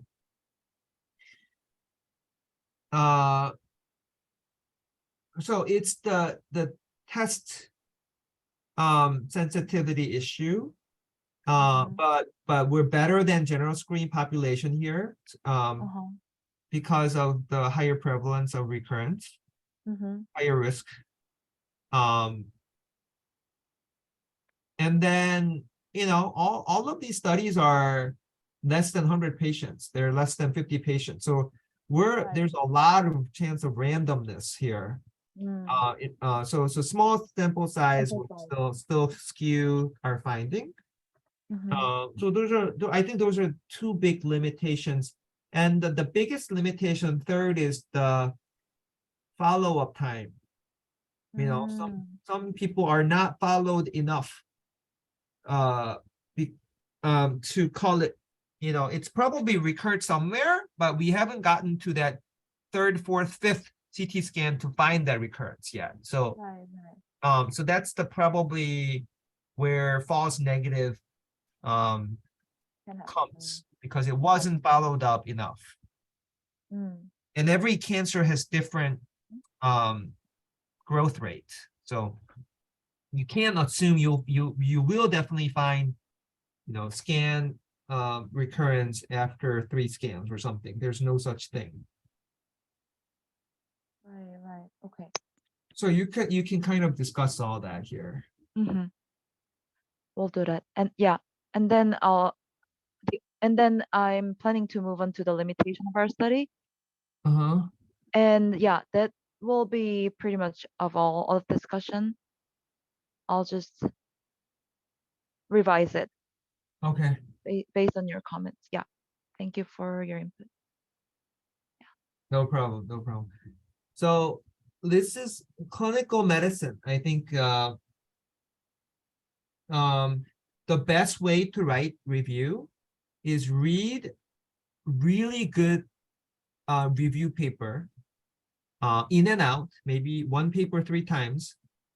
And you should find really good review or meta-analysis paper on this topic, the most recent ones, at least 3 times, and at least read through the cited paper abstract, not the whole paper, abstract. The way I study it is read abstract and then just go through the graph. You don't have time to read the whole article. But Right. Okay. thoroughly the review papers, like, because they're going to talk about pros and cons and limitations and everything. Everything they think about, mention it in your paper, because they're the thought leaders who's been thinking about this all day long. Okay, Understood. don't Yeah. try to squeeze something new out of it. It's already been Okay. discussed. Understood. Yeah. Yeah. And learn from their sentence, the structure. Right. I Don't see. try to, think Think of of- something in Korean and try to write it in English. Think in English, just bring that sentence and rephrase it. You just, change the wording to bring that sentence from the review article. That way you learn to write, the scientific language. Very Okay. well understood. Yeah. I Okay. felt like I need to give not just Eugene, but you guys all like the writing class lessons. Thank you. Thank you Okay, so much for the input. Yeah. no problem. So I'll update with rest of the projects next week. Okay. Yeah, Juhi sent 2 papers, so yeah. Yeah. And work with Juhi as well. So the plan is the Max Dean, when he came to Northwestern, he presented his own company's essay, which he claims to be much more sensitive. And he presented that at Santa Monica conference as well. So my plan is use his essay to design an MRD study. I see. So again, why are we studying this? Why are we looking at the literature? Why are we doing real evidence report to design a better study? To know where is the gap? I think the gap is low sensitivity. If you do the essay and say, oh, it's negative, so you're likely going to be good. But sensitivity is, only 36%. So that means, if you say specificity is 98%, if you got something, I know I have to get CT scan because it's 98%, if it says yes, there's something. But if sensitivity is 38%,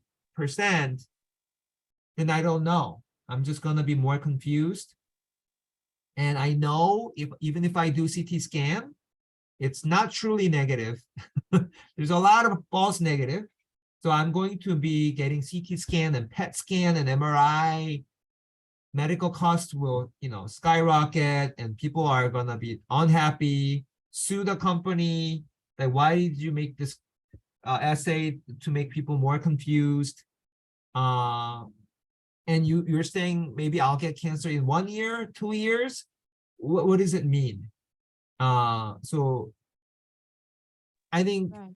if you develop a test that has sensitivity to like 80%, you're okay. Most people will have, if it's negative, we know it's negative. Right. So how do we get there? That's a technical innovation. If we do a trial with, so I think Signatera made a huge impact in colorectal world. It's standard of care. I never knew it would be that fast. Now it's time for lung to rise and shine, but lung needs much more sensitive tests. So I think we'll work on the MRD proposal, and Okay. I'll be working on that proposal with Liam and Haesung. So Mhm. I just want you to know, we're writing many LUNET-based papers, but why are we doing it? To design a prospective study.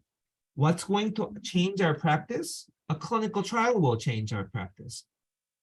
Okay, so don't forget that. It's not, retrospective study is good, hypothesis generating, but once you're convicted that you have really good hypothesis, then you have to show the world that it does change clinical practice. It does change outcome.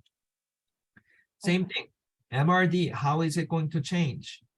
I think the best way is either escalate or de-escalate. If you don't have it, don't give adjuvant therapy. You're going to kill that person. So, but how can you de-escalate? You have to be convinced that if it's negative, it's truly negative. But with sensitivity less than 50%, I don't think I can. But it looks like the mass spec paper you showed me, had decent sensitivity of like 70%, 80%. So can we combine mass spec and methylation and get a better sensitivity? So these are like the questions we need to get out of by reading these papers. Okay. Understood. Yeah. Okay. Enough of that. And are you done? Yeah, I'm done. Yeah, for today. Thank you. Okay. Good. And Eugene, I'm glad you're now going to be focusing more on writing papers. So Oh, although I'm very not good at it, I'll try to improve it.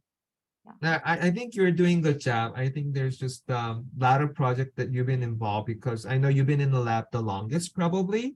So definitely you've been involved in helping others a lot. So I appreciate all your efforts, but I feel like before you start your residency, it's really time to wrap up everything. And you know how this review process takes time. So Right. at least just, submit and then go to next project, submit, I think it's time to do that. Definitely. Yeah. And Yeah. and I know you're not here physically, but work with our lab members. If you need help in citation, graph, anything you need, ask for help. Don't try to do it yourself. Sure. Okay. Okay. All right. We'll move on. Understood. But thank you. Thank you for your Yeah, effort. thank you. I appreciate it. Yeah. I think we could take 5-minute bathroom break and come back. Okay. Eugene, are you still there? Sorry. I'm here. Oh, Eugene, so the article Dr. Che was talking about for Maxine, I uploaded that to the chat if you want to take a look at it. He had Oh. another one published in 2021, Mm-hmm. but I think Dr. Che was talking about the one in 2017, but I uploaded both. So Great. Yeah, I'll definitely download it. yeah. Thank worries. you. Oh my God. Yeah. I appreciate if you're interested in any other involvement, please. Juhi, let me know Juhi, that. 우리 Juju, how are you? I am dying, so no. No, but How are I mean, you? MRD is something we all worked on, so I was just like looking at it for a bit. Mm. Are Right. you are you working? Are you working at this time? It's like pretty late there. Hey, I think this lab meeting is being recorded, so I don't think we should talk like that, like personal stuff. Uh, Will you just text me? okay. Yeah, I will text you later. It's nice to Okay. see you. It's been a long time. I know, nice to see Yeah. you too. Many things. Okay. See you.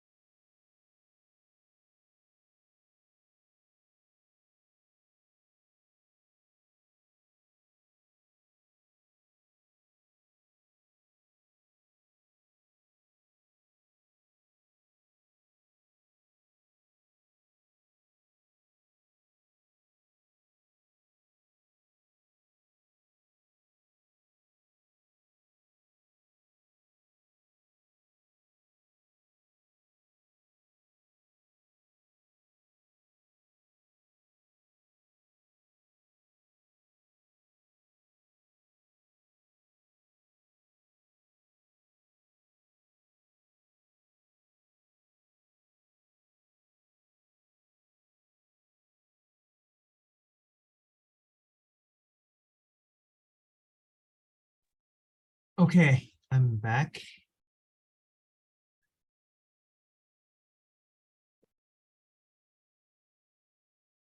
Okay, let's do Jisang first.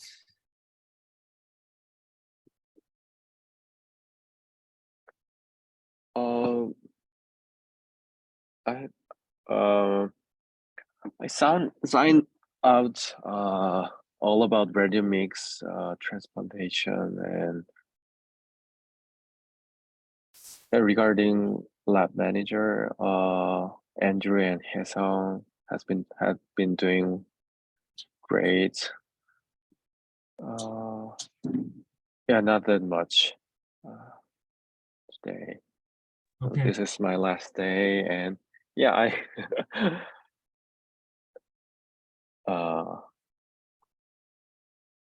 yeah, I gave everything. Yeah, I also did teaching session for state learning data last week, and it's uploaded on Lab Meeting YouTube. So you can see the video if you need it. Yeah, that's all okay. for today. So who's radio mix? Dr. Chian? Yep. Correct. And Yes. and the coding that you learned from Yuri. So I sent email to Yuri to ask if he can give us any teaching session for us about teaching our code, because I think Yuri is much better teaching us than me. So but yeah, I'm still waiting his reply. So I think he might think it's too much to teach the whole crowd, but he can teach you, so you can record record the Zoom, you and him. You know what I mean? Oh, I thought maybe other lab member will have questions for Yuri to use to use our code by their own. So that's why I asked Yuri to So yeah, if give it's us the to help, question. that's great, but he's not obliged to help us. Mhm. So my suggestion is, whatever you know from Yuri, you teach to the lab members, especially Jion and Haesung, okay? Mhm. Because they're gonna be here the longest. Mhm. But anything extra we can learn from Yuri, but anything you learned so far, I want to Mhm. make sure that Jion and Haesung knows how to do it. Okay, got it. Yeah. Okay, If you very want. good. I know you're Mm. wrapping up things. Make sure. So the way we do sign out in our lab is you create a Google Doc and make sure list. Let's say, so it's just like, so who knows the project? You, and maybe you sign up to Jian. But let's say you guys go to AACR together, and there's a plane crash and you don't survive. Then who in the lab can reproduce? That's why we have lab manual. Like every experiment you do, every analysis you do, this is where the data is, in the cloud or in my, in this hard drive, and this is the program I ran. This is how this analysis was done. So, make sure everything, I know you signed out already, but the sign out should also be in writing, so that people who did not attend your sign out session, just by reading it, go through the manual, can replicate what you did. That's the sign out. And that, Liam, you should be in charge of where the sign out is for all project so that's the requirement. Okay, I want to make sure you have a written sign out and yeah, I mean we try to do that with I mean there's a radiomic sign out written by Hyun-Sun Kim and Isul Kim. I don't know how you utilize that, but it's the job of the lab manager to make sure there's a good sign out that something happens to lab member, you know, the project can't go south. It has to be replicated by reading the manual. So just want to emphasize that.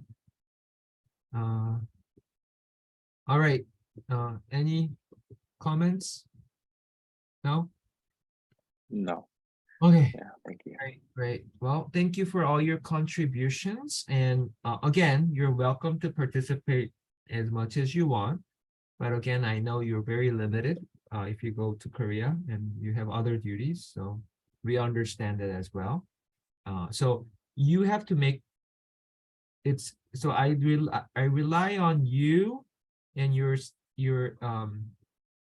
predecessor successor to figure out whether you're gonna still take the lead or whether you sign out like, I'll just be helper and you take the lead, because it makes huge difference. So that has to be figured out. I've seen a lot of people leave lab and say, I'm gonna finish it. I'm gonna still be the first author and I'm gonna take it to the end. And they go to residency and they get busy and it just gets nowhere and sits like 4 or 5 years. So that's what I fear. So I want you to make sure if, it's fine for you to take it to the end, but like, do you know your bandwidth? So I want that to be very smooth transition and I'll be supportive of whatever you want to do. Okay. That will be same for any lab members. Okay, very good. Thank you. Let's go to Myung-woo. Yes. So I would like you to take a look at the table and the figures.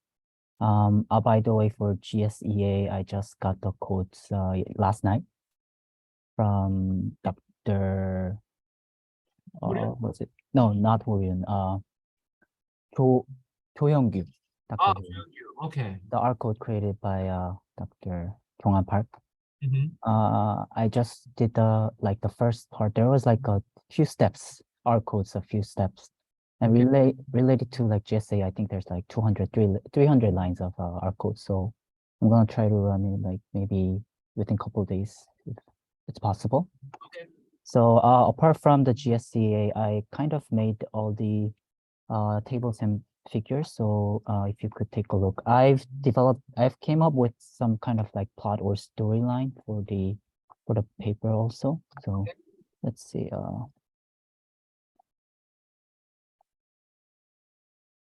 I think we can start with the table. I was thinking.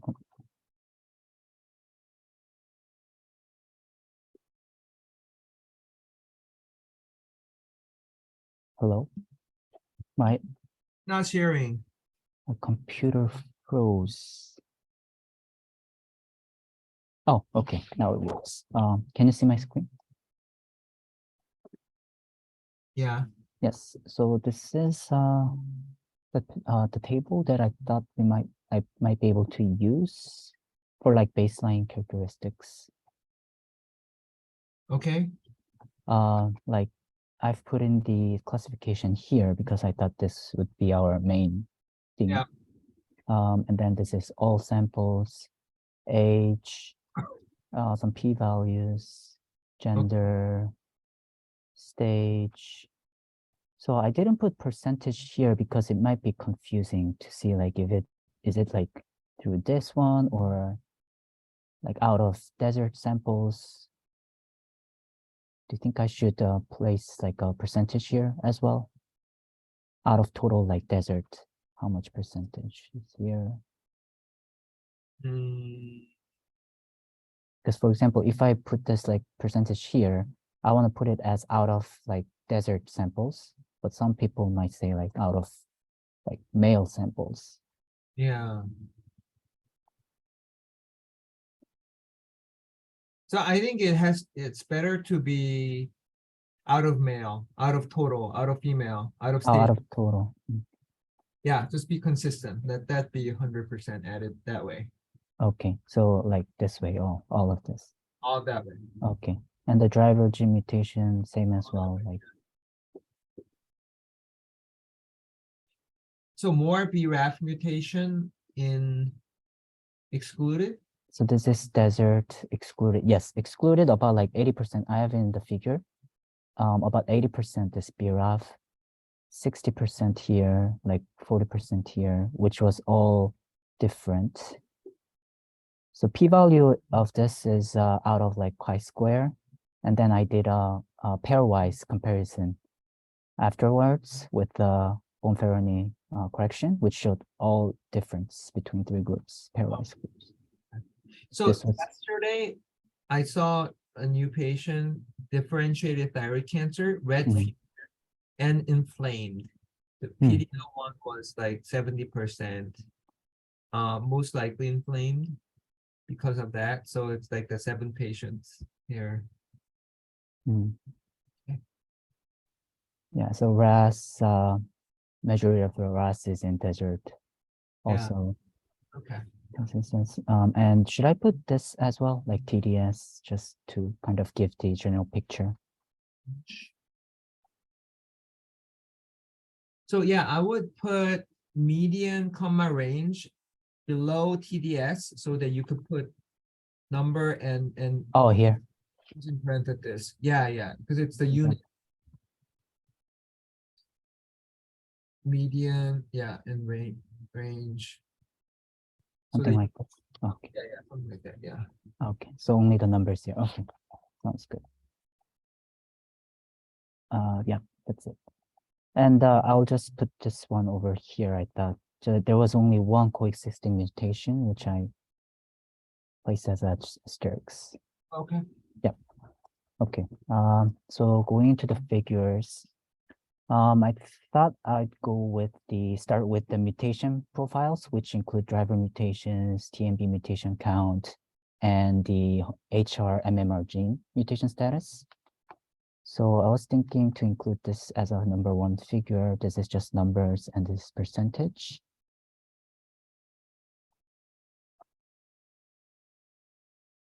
Okay. Do I need to place this as well, or can I just exclude and then just write in the figure description like blue is something, earth is something, green is something? Yeah, no, I think label like this is fine. Oh, I okay. don't like the color. Maybe do color that Jian did in her paper. It's Oh, like okay. the black and blue is that maybe just do one that has less eye fatigue.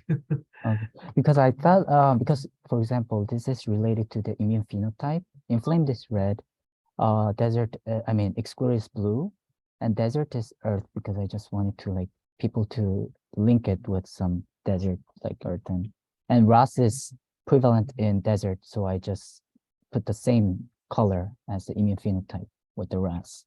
And Mm, BRAF is prevalent and excluded, so I went with the blue excluded and BRAF. yeah, but for this one, you don't have to. Oh, okay. And then the number of sample and percentage.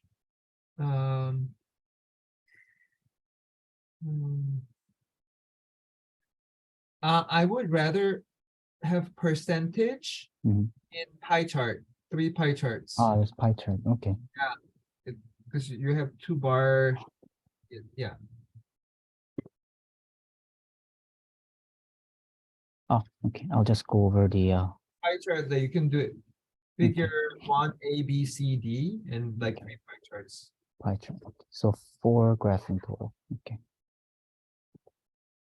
And this one, I thought I could put this into supplementary figure because this is not really significant. Mutation count, the antigen, Yeah, TMB. That's fine. And I used the Valin plot because it's like I wanted to show like it's all in the bottom, not the box whisker. Okay. Good. Fine. TDS. So and then I'm not going to include the HRMMR. I'm just gonna describe it in the manuscript. Just say like not like so only 5 was Okay. kind of thing. Yeah. And TDS. This is the TDS. I'm just gonna use desert excluded inflame. So do you think I should actually change the color for desert as well, not earth, the other one? What is the desert color you is that desert color you're using? Yeah, it's like earth. And you can see like excluded, I went with the BRF because it was most prevalent. Desert with RAS, I paired it kind of the same. No driver as black. Yeah, I just want you to make it a little bit darker, like brown. Okay, so I'll just use brown and brown for RAS as well. Is that okay? Yeah, and the green, I don't want that to be fluorescent green. Okay, so I'll just change More the like green. solid green. Yeah. Okay. Yeah. And this figure, I think this is the one that I'm going to use only for TDS. Okay. And I'm just gonna describe desert had Yes means more. more differentiated, Yeah. which makes sense, kind of. Right. Okay. And after the TDS, I'm going to describe cytolytic score. And as you can see, this is inflamed, exclude desert, inflamed had higher cytolytic score. And the thing is, here in the TDS, if you see the total TDS to cytolytic score correlation there was a significant correlation, even though it's small. But I thought because, for example, some people might say inflamed has higher cytolytic score because its TDS is low. So I divided the samples of TDS according to the immune phenotype, and it showed only the desert showed correlation with TDS to cytolytic score, and excluded and inflamed didn't show correlation between TDS and cytolytic score. So in that way, I want to describe that TDS didn't really have effect on these two like immune phenotypes. Do you think it makes sense?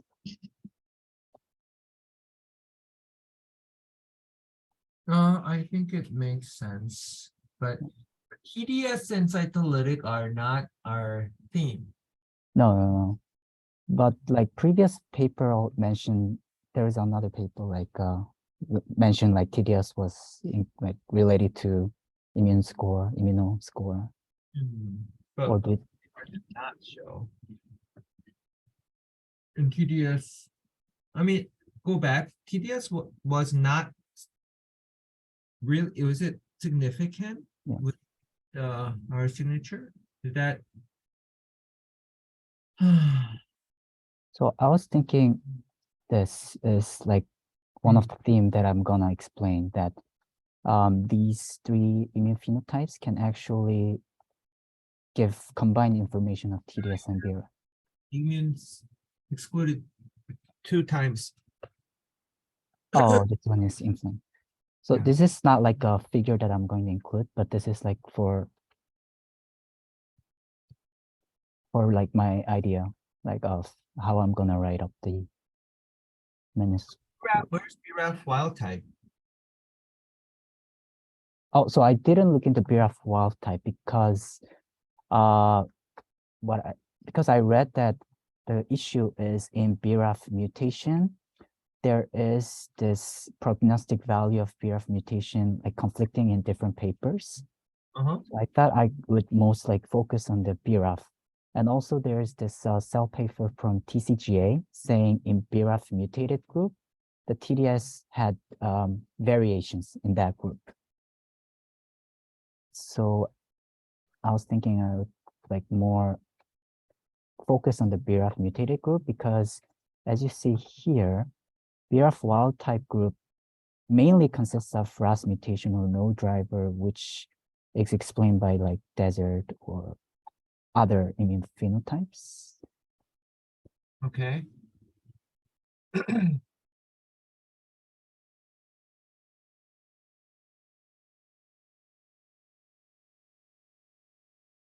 But well, I guess Can you go up? So here is the TDS. Oh, this is TDS. Maybe. Where is the mutation and inflame score? Mutation and influence score. This one. Oh, yeah, and the mutation and the immune Lunit score, Lunit type. This one is Lunit type. But mutation and Lunit type. I think that's the very first. Mutation and Lunit. Yep.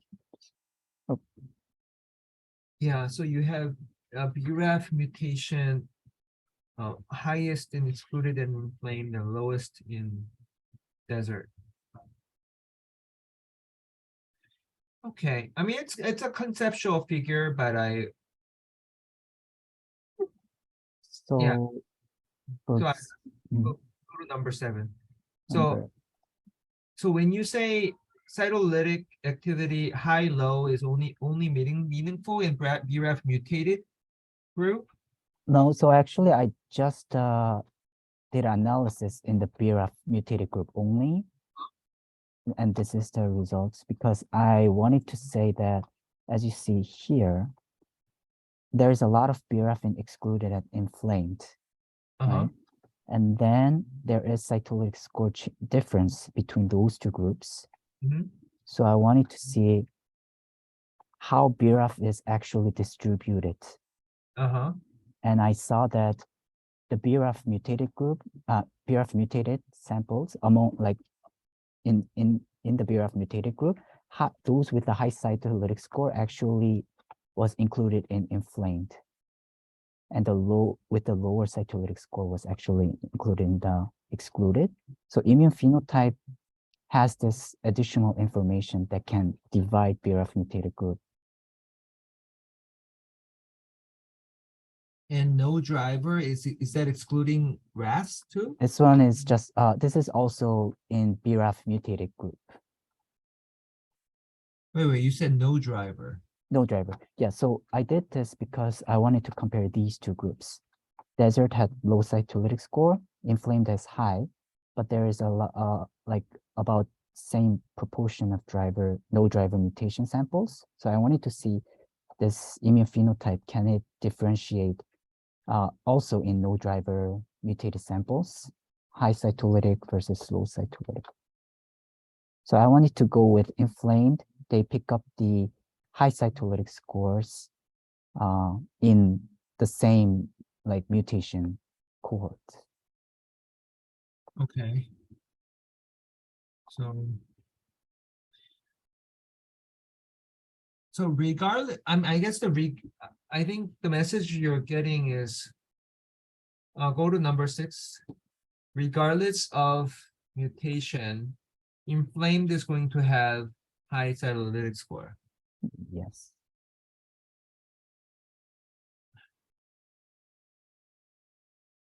Okay.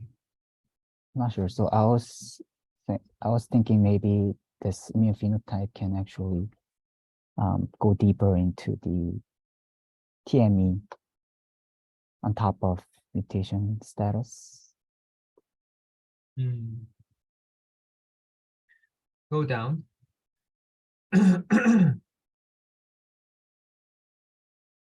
So yeah, so inflame. I don't know if the BRAF mutation is important. I agree with cytolytic low and high in this figure, but I'm not so sure about BRAF mutation is really important. Okay. So I'd rather just take.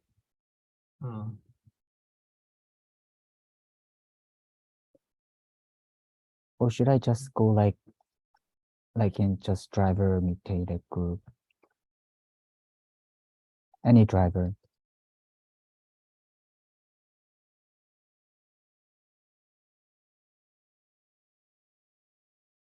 I mean, RAS is in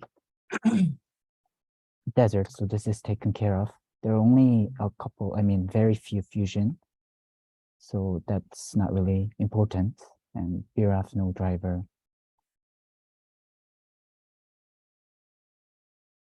So this immune phenotype can give more information of BRAF and no driver kind of thing.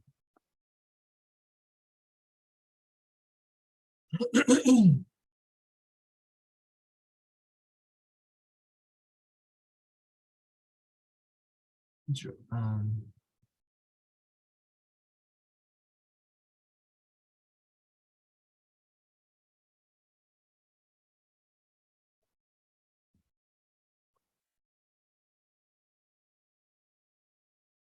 okay.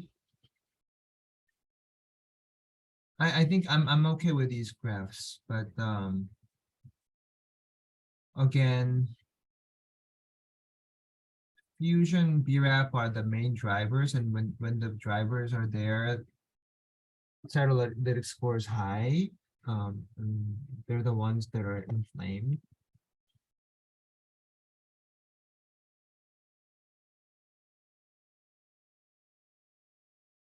Okay, let's move on. Okay.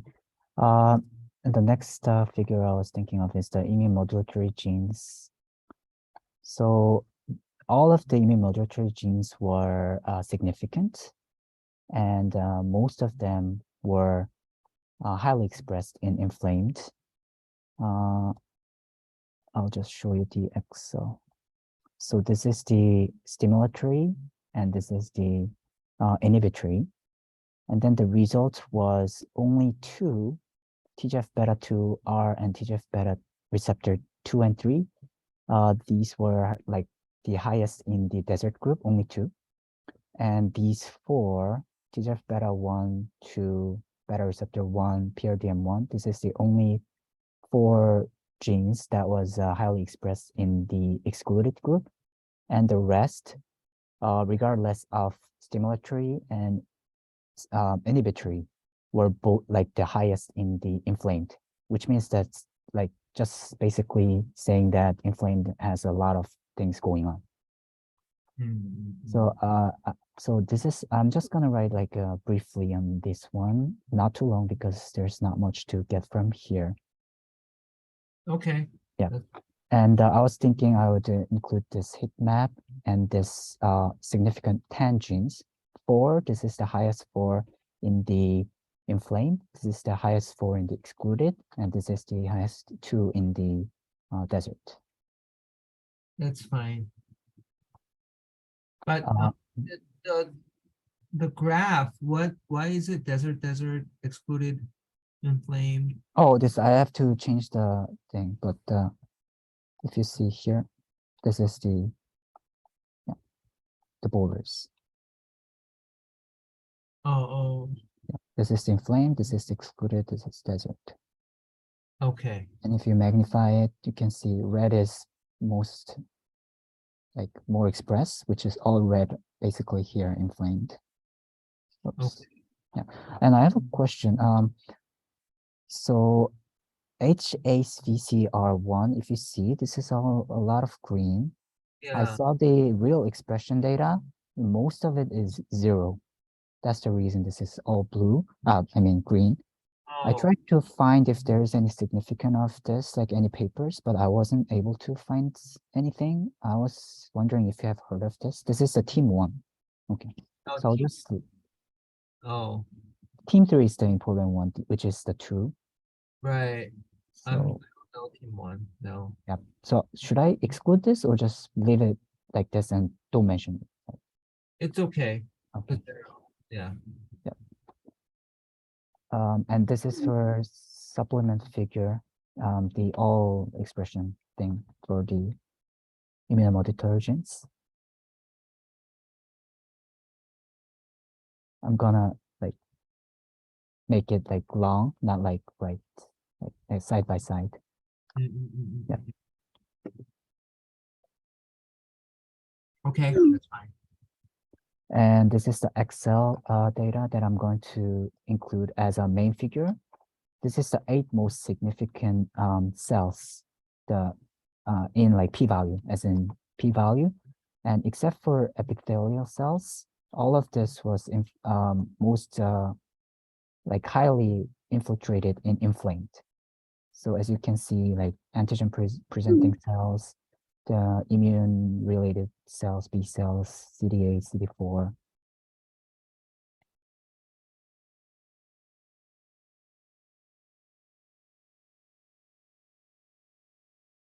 Okay. And how I'm going to write it is, as you see here, so this is the myeloid cells. And let's see. So in the myeloid cells, most of the cells were highly, the cell types that show the high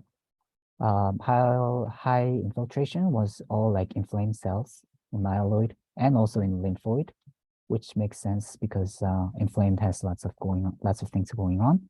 So I'm just gonna write like most of the cells of myeloid and lymphoid was highly infiltrated in like inflamed cells. And if you see here, this is the stromal cells and the epithelial cells. You can see that it is like most highly infiltrated in like desert Mhm. immune phenotypes, which makes sense because there's not much myeloid and lymphoid there. So the rest is this. So I was just gonna write it as like those kind of things like myeloid, lymphoid, and inflamed, and the rest as like desert or excluded. Yeah, that's fine. And I was thinking this as a supplementary figure. This is the infiltration of the cells. Okay. And this is another supplementary figure for the X cell, all the cells. I'm going to rearrange it, but yeah. Okay. So I was thinking, should I add for the last figure, I mean the second to last, should I add survival or PFS? Because I wasn't really able to find explanations for these, first of all, the change in like place of the survival curve.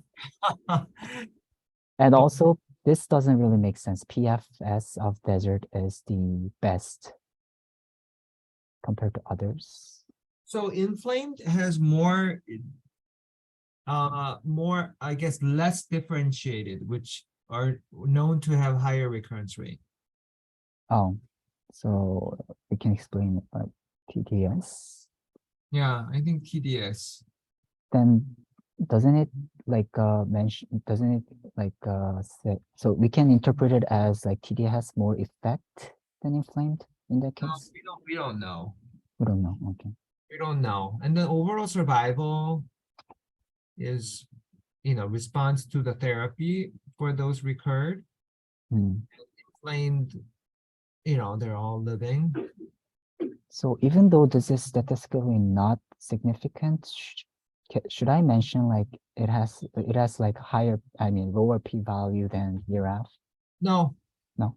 So you can present this as a supplemental. I think people will be just confused. Supplemental and say this is no significant Supplement. Okay. relationship between and because they're not, I think they're early stage with local therapy only. It's hard to know.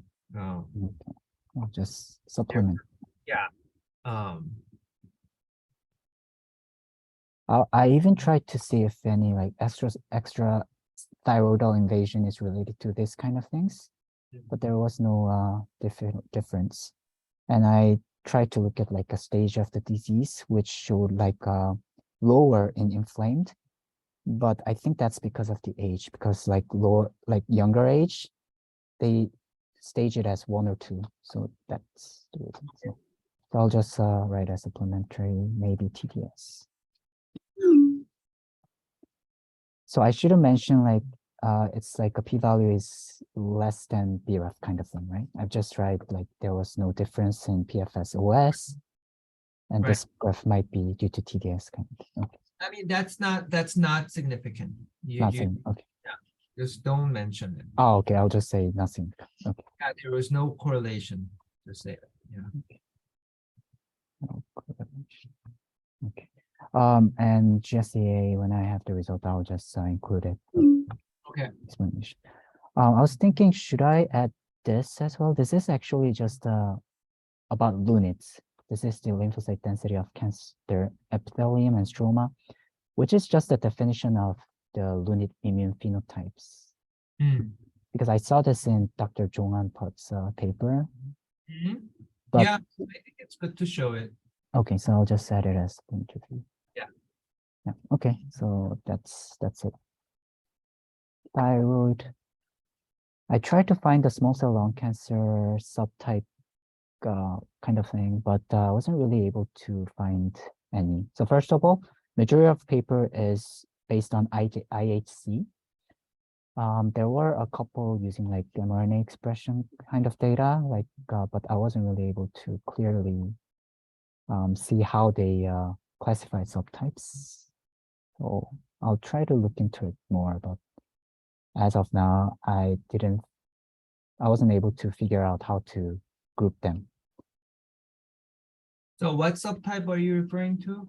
Oh, in small cell, this is it for thyroid. Yeah, this is it for thyroid. So small cell subtype, there's like 4 or 7. I mean, the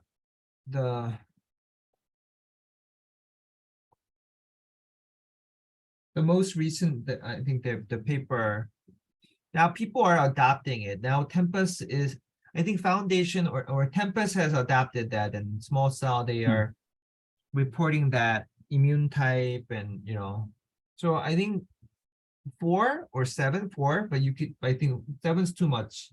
I think the 7, the mostly widely used type, and figure out how they use mRNA to, and then correlate that subgroup, and there's a YAP1 mutate. There's people are like looking into like targets, and then no one has looked into Lunit subtype. So it's just like a really good niche to understand what's going on. And we don't know if TIL is important in small cell. We don't know whether it has prognostic implication. So ovarian endometrial looks like TIL is important for prognostication, but thyroid, it doesn't look like one. But in metastatic thyroid treated with targeted therapy or immunotherapy, we don't know the value of TIL, but at least the landscape, you looked at it. But same thing, small cell, no one really looked at it. So it's another nice niche. Okay, very good. Thank you. Good job. I'm sorry, one last thing. Is it okay? Are you okay with the thyroid, the figures and the flow that I mentioned? I like them. Just look at what paper are you aiming to submit? I'm not sure. Do you have any suggestions? I was thinking maybe scientific reports that you submitted last time for NSCLC. Yeah, scientific reports, okay. It's very expensive. Any other suggestion? I'm not familiar with.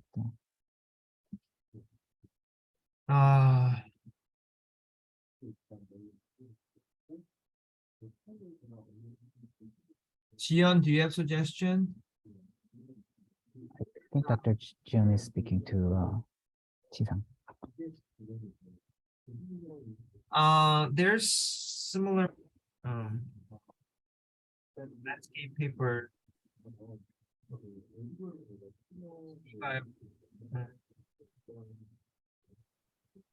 There's something called eBiomedicine. Look into that one. Okay. There's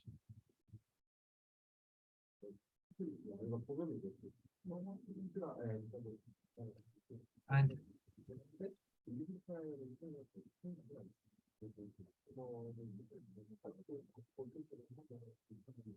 yeah, scientific reports is good, but look into similar journals. Open access is okay, but yeah, do some research.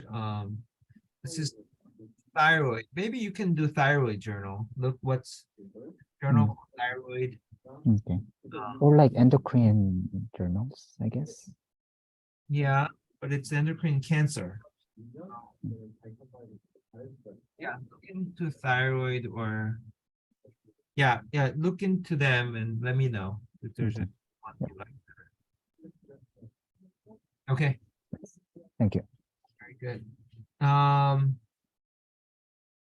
Okay, Haesong.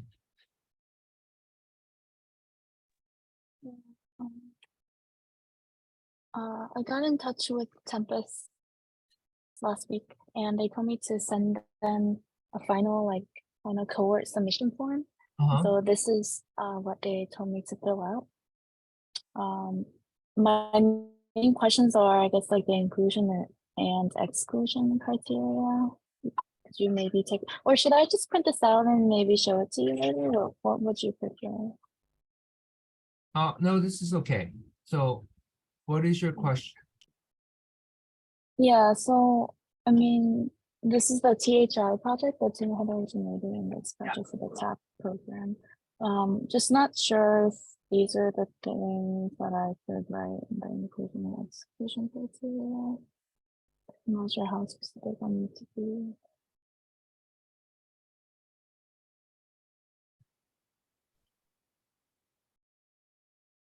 So baseline follow-up progression CT scans are excluded. So are they going to have CT scans with resist?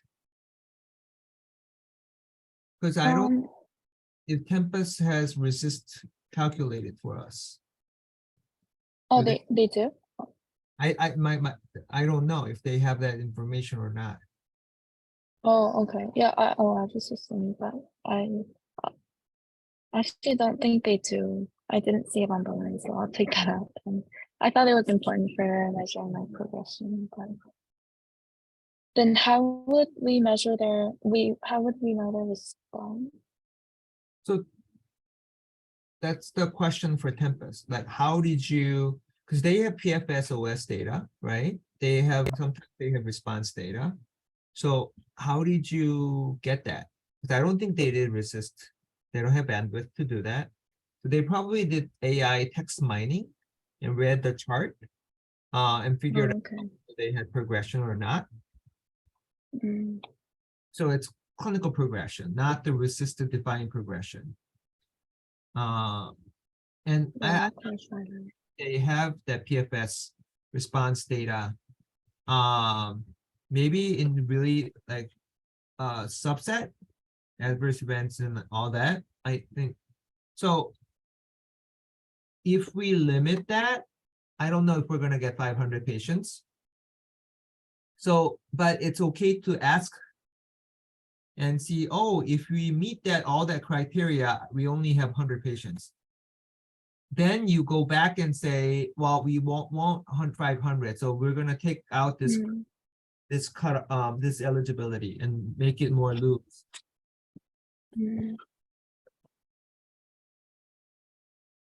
So it seems like here I'm gonna ask them here to give us like the tumor response, state of tumor response, state of progression, stuff like that. And so for now, I'll leave the baseline CT, just assuming that they would measure the response by RECIST.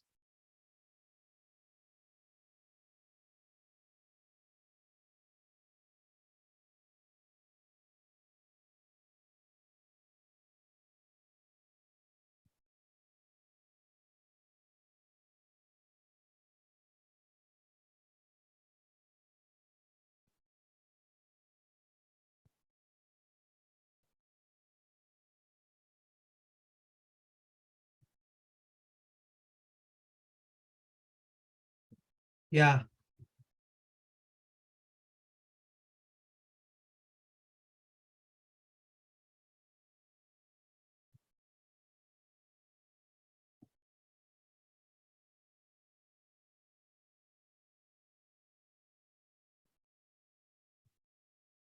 Okay. Like from the Tempest like lens data, it's hard to tell like what line of therapy it is. So should I just start with like something very narrow? Initially we just wanted the squamous. So should I just start with a very narrow criteria, just saying squamous, IO as first line therapy, and then leave everything else as such? Yes. Okay. If you don't have anything else to comment on this, I can show you something else. I can also print this out later just to confirm. Yeah. Yeah, I'll have to show you the DART trials anyway. I have the desmoid, Volver, and fully ready. Like I have the whole manuscript ready, or like the intro and the discussion, and then I have the bronchoalveolar carcinoma intro ready. So I'll print that out and maybe bring it to you afterwards. Yeah, Okay. And then, so this is the transcriptomics raw data that I tried to organize.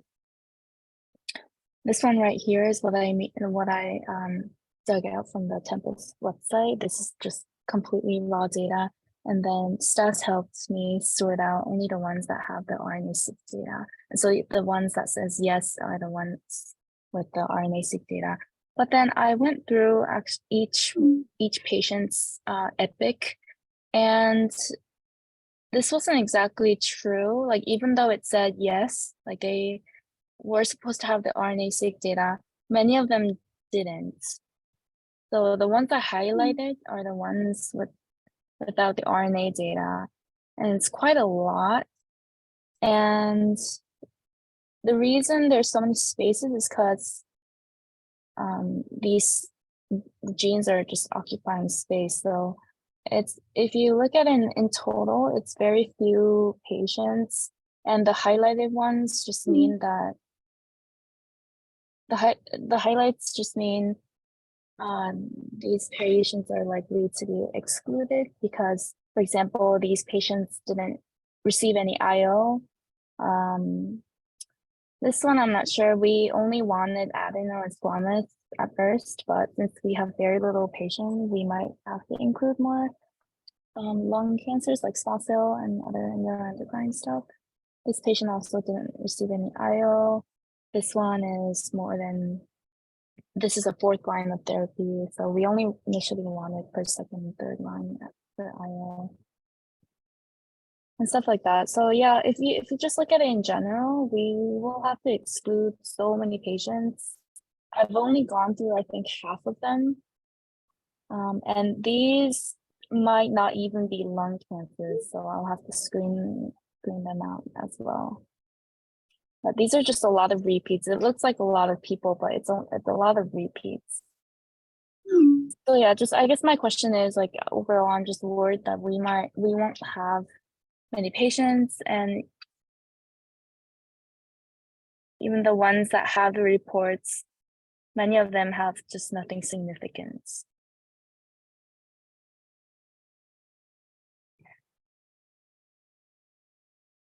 so how many are meeting our eligibility? So far, I feel like I've only gone through half of it, and among these, I think like 5. Hmm, The highlights just mean they're not eligible, like the reasons why they're not eligible. okay. And then I thought you would want the RNA-seq data before this patient is started on IO, but sometimes it's the opposite. Sometimes they receive IO first and then they get the RNA-seq data. So, but make sure it's not the report date, it's the biopsy date. Yeah, exactly. And if biopsy is done, I don't know, within a month, it's okay, it's still okay. Okay. Doesn't, Yeah. but anyway, the problem, so this is our own patient. So what's the total and what meets the eligibility? Number wise. I haven't been able to count it just because there's so many spaces, and yeah, but I'll have to count it like manually, but I guess, would you like me to finish going through it? I just feel like I've gone through half of it, and already I'm only seeing like maybe 5 eligible patients so far. I would say I've gone through like 100 patients. And among them, about like definitely less than 10 eligible patients out of the 100 or more patients I've gone through.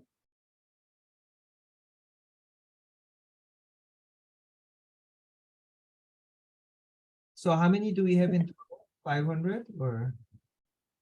I'm not sure. Like this looks like a lot of people, but again, it's a lot of repeats. I would say maybe not even half of this. I would say maybe 300 or 200. And they're all lung? Yeah, it's all lung patients with supposedly, they're supposed to have RNA data, but once you go into their epic, a lot of the times they don't. Hmm. I guess we have no other options. Lung cancer, IO therapy, pre-biopsy that contains RNA-seq. It's pretty simple, right? Yeah, but that again, that excludes many people. So I mean, would you still like me to continue and then get the number and let you know? Yeah. Because Okay. even if we get 50, we need to look at the signature. Okay. Okay. I was just very discouraged, but I'll try to get through. I didn't know Um, that there were so many not available RNA-seqs. So Yeah, surprisingly. what is, there's RNA-seq, yes, but what is RNA-seq tumor and RNA-seq report? So RNA-seq is what Stas filtered out using his code. Uh-huh. So they're supposed to have RNA-seq data, but when I actually go on their Epic, that I can't see it.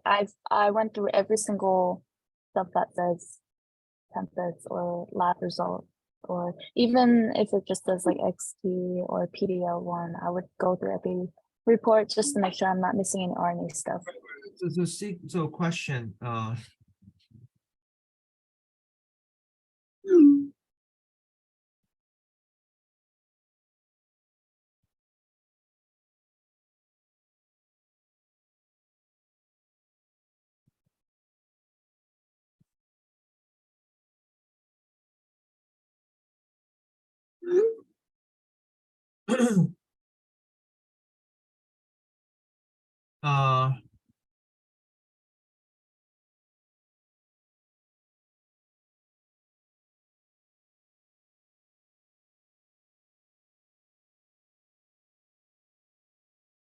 so ask Tempus that whether is it insufficient tissue, or did they not report, or did they say RNA could not be run due to tissue quality, or what is NA and in each case, and is it that they weren't able to run it, or they might still have the raw file and we only need the raw file.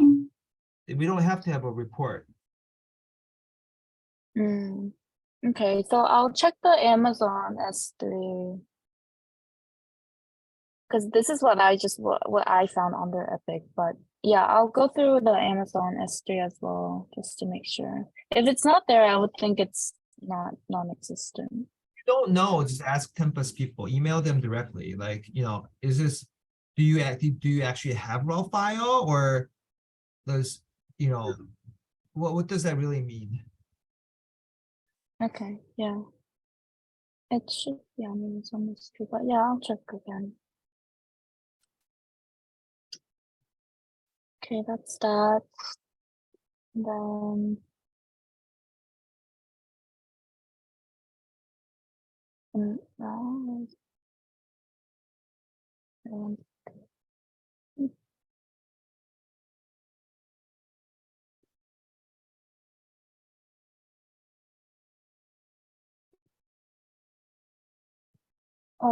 so this is the primary debulking surgery protocol that you were planning on writing with the surgery team.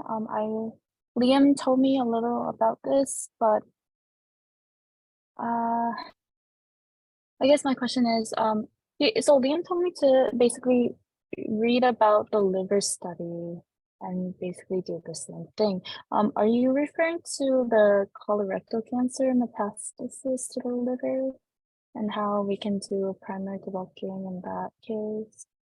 And we're trying to apply the same principles to lung cancer? So Liam, give me a context. I want to know what Ankit is planning on this. I know we discussed, but Yeah, so We didn't go into a ton of detail. So Dr. Barat, which was just interested in doing a primary debulking study for lung cancer patients. And in our very brief conversation back then, you had mentioned how a similar concept has already been like tried and tested for liver cancer. And so we just wanted to kind of expand that and make that into like a similar study so we can try it and validate it for lung cancer. And yeah, it was just like a primary debulking idea that we wanted to test.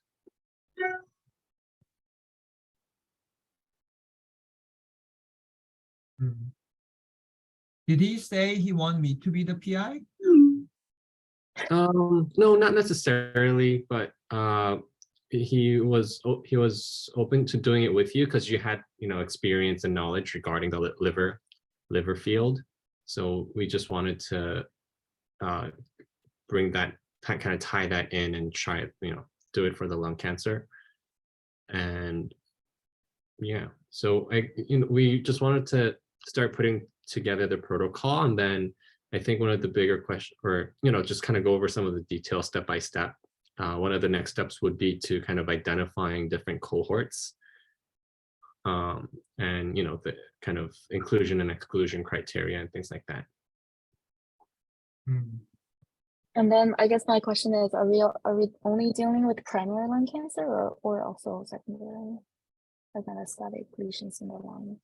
I think primary. Okay.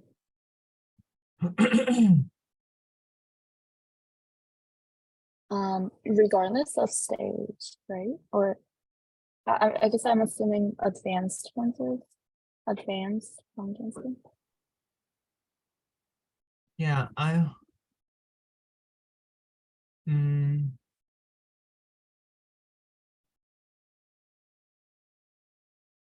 guess I think I need to talk to Ankit about what he really wants, because there's really good paper about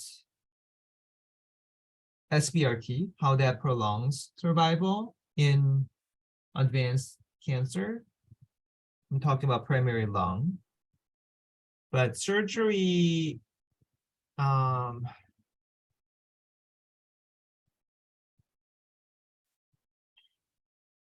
I guess before we delve into writing a protocol, let's look at the literature about, so maybe Liam, you can take the lead. Let's say debulking.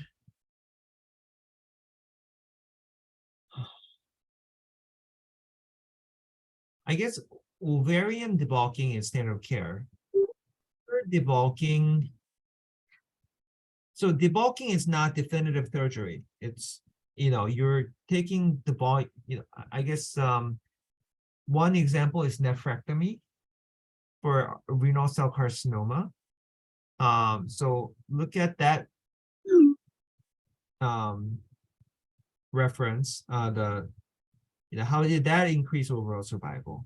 Ovarian debulking surgery, a liver debulking surgery. This is just still leaving a lot of metastatic disease behind. Did that really translate into increased survival?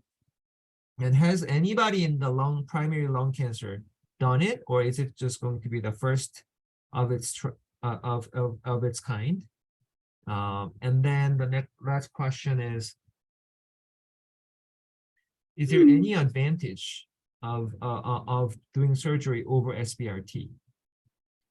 This SBRT is pretty effective, and it's compared to surgery much easier.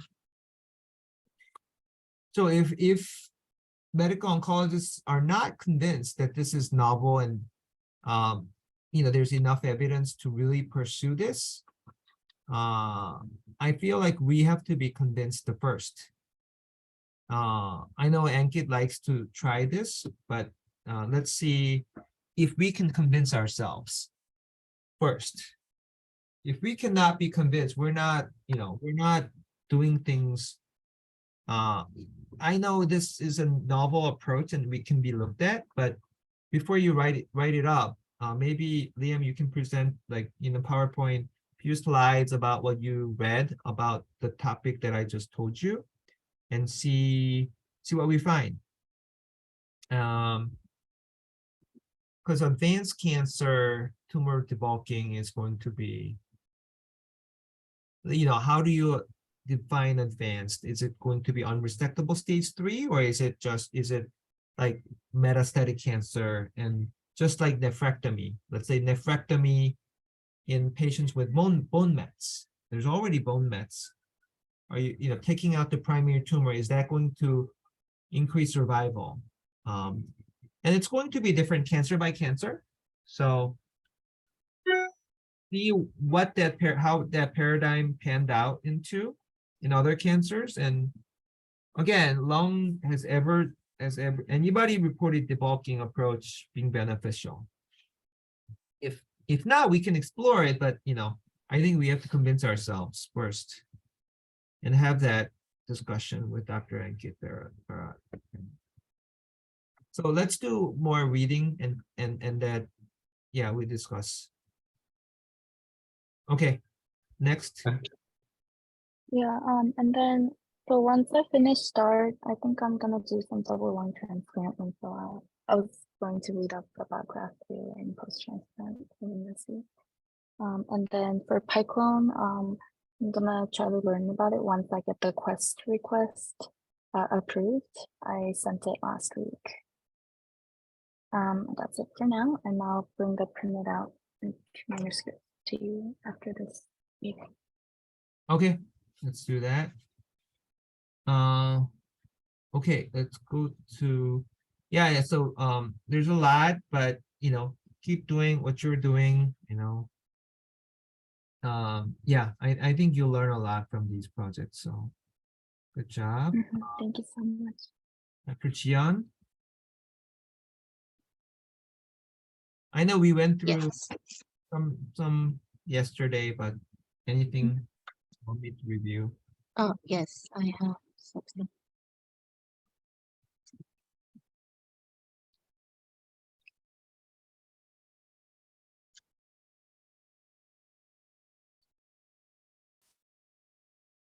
Yes.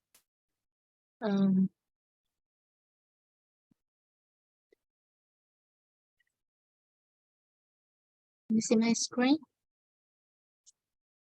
Those original and review articles are submitted, and it changed the status as review article has been changed in decision in progress. It could be rejection because it was so soon, but the original article became under review.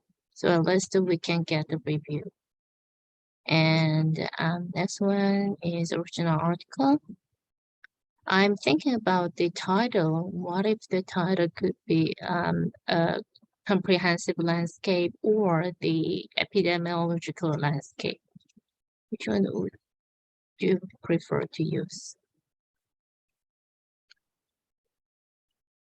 Comprehensive is better. Okay.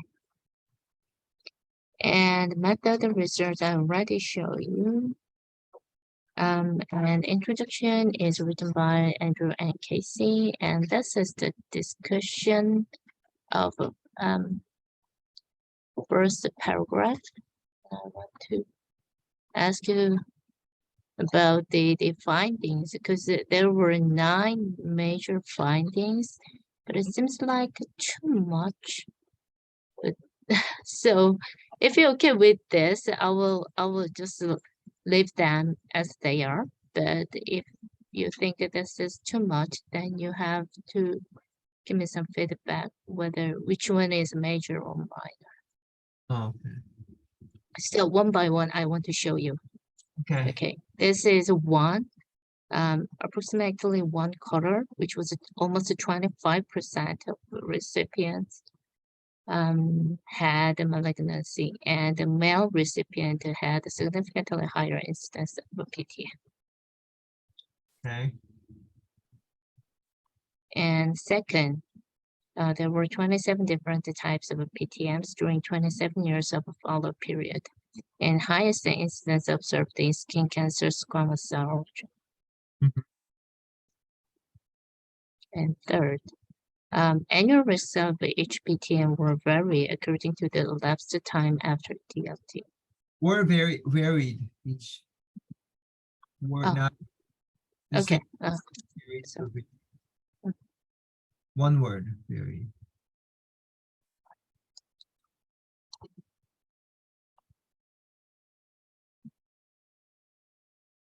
It's okay, Casey can change the mhm, sentence later. mhm.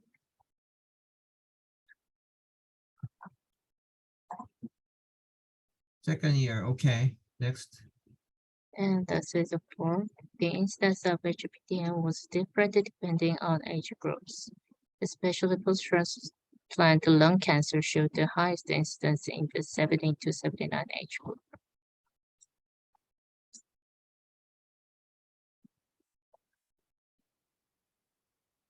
Okay, And fifth, 105 recipients with PTM after DLT was diagnosed with multiple PTM up to 4.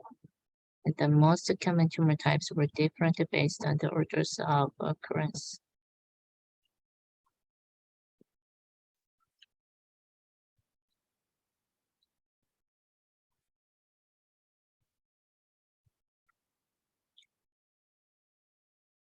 most common tumor types were different based on the order of occurrence. I don't like that sentence. I don't think you. Okay, There, I mean, graph shows they're all very different. Yeah. mhm. Okay, that's fine. And sixth and seventh are coming from the same overall survivor. And sixth is median and mean survival period was significantly longer in response with the PTM. And seventh is overall survival recipients with or without PTM showed different trends in landmark analysis. Because in 5 and 10 years of overall survival was higher, and with the PTM group, it's 15 and 20 years overall survival was higher in without PTM.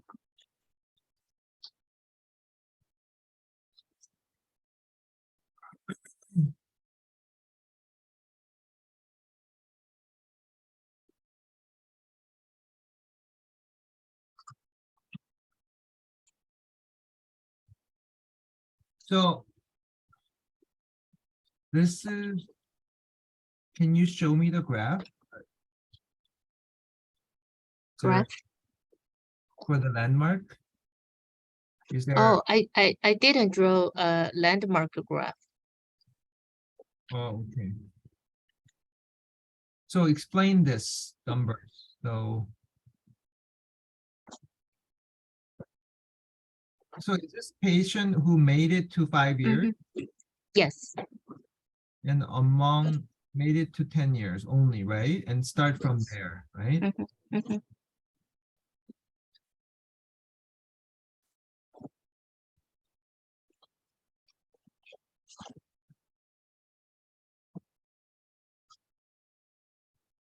So is this?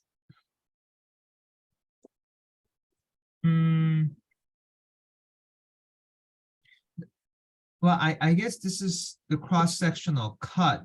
If you have cancer and you're at 5-year mark, you are alive 83% versus 67% Yes. at that mark.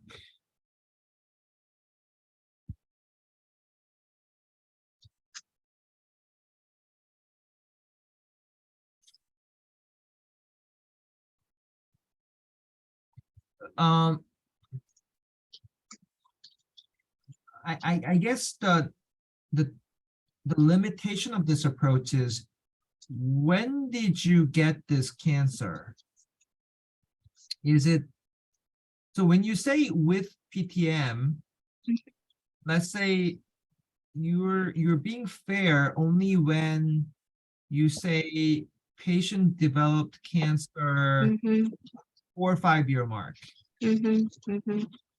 Oh, I get it. I get it. Because if they getting cancer late, Mhm. you know, they lived long enough to get the cancer. Oh, yeah.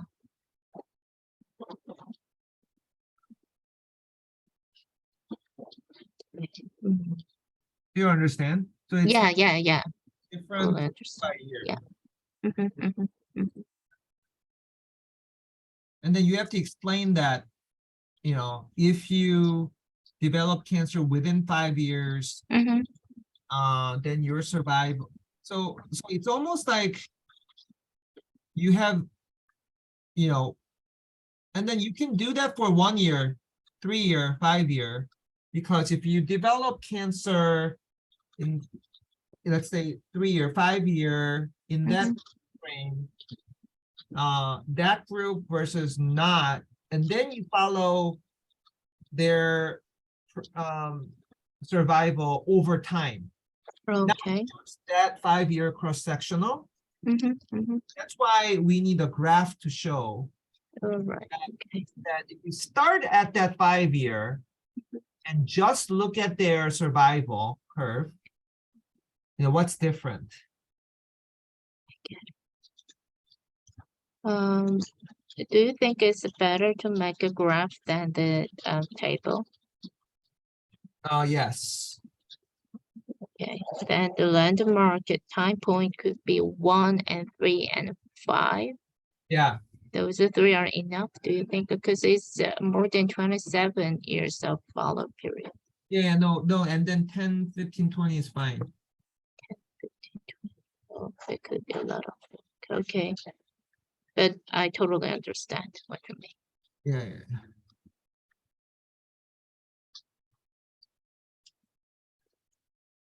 So looks like the numbers are flipping if you get to 15, 20 years. People without cancer live longer.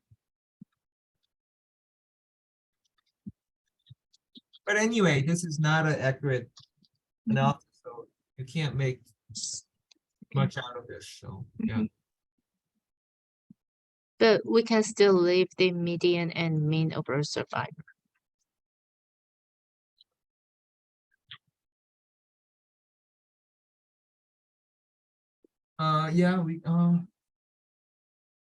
Yeah, we can report it. It's okay. But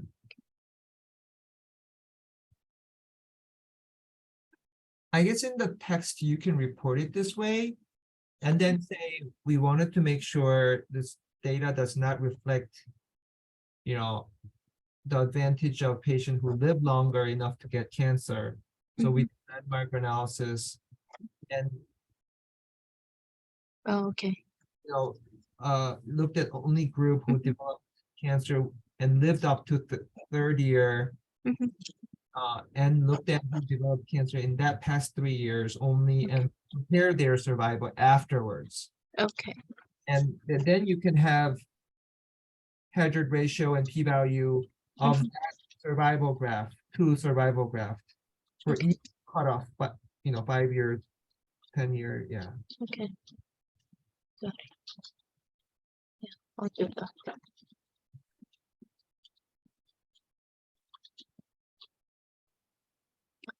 And these are 8th and 9th findings.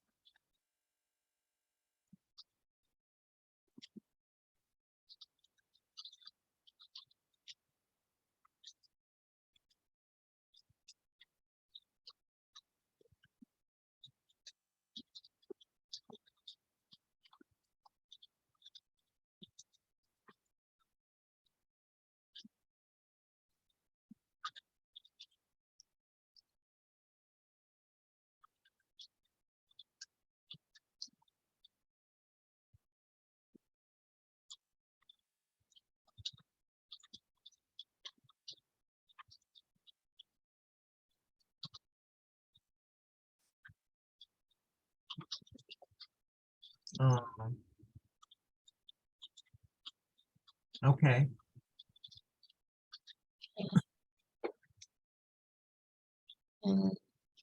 Okay. Then I'll move on to the graft failure. Wait. Yeah, Those nine, is it 9 points or? Yeah, those are all valid points, but go back up. You have to emphasize the main one or two. You Mhm. can't, write everything. Now, okay. go up, I think. So part two is, 1/4 got cancer.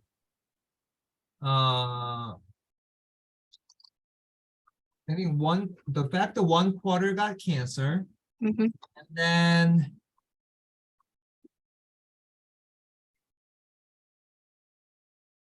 then that group that got cancer was, you have to do landmark analysis, but was associated with better overall survival. Mhm. Do I need to mention on number 1? Yeah. I think that's kind of the key. Mhm. Everything else is like, oh yeah, the squamous cell, but like male, Mhm. all those are still important, but it's not the focus. It's something you get out Yeah. of, but Mhm. not the Mhm. It's been already explored in other studies. right. So 1/4, but then 1/4 seems to be better in terms of survival. And I guess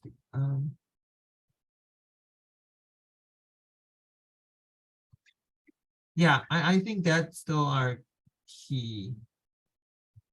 Yeah, and then you can still talk about the rest. Yeah. Okay. Do you want to leave them all of the 9? Or do I need to select 4 or 5 major things? Yeah, I think 2 9's not too much. You can condense it to 5. All right. Okay. I'll keep it up. There's Okay. Fine. yeah, important, but Mhm. that is important as our theme. I'll revise it. Okay.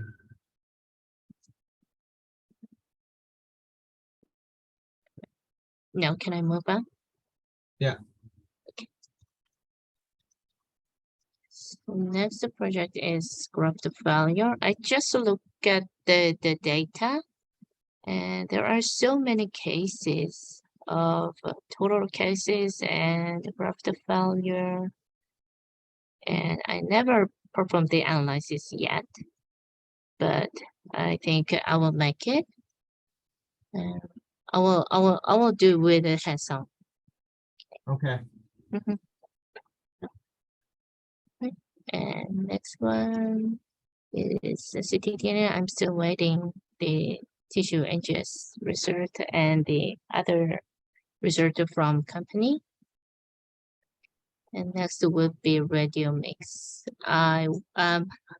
Well, Jisung will sign up for the RadioMix, and I will get the study to become a leader of a project.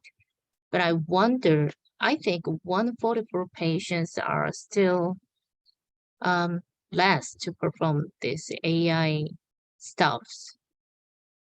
So if you don't mind, I think we need approximately 150 patients more to validate. Right, but we don't have the patients. But well, the data we didn't collect, but still you have a lot of the patients who received the immunotherapy.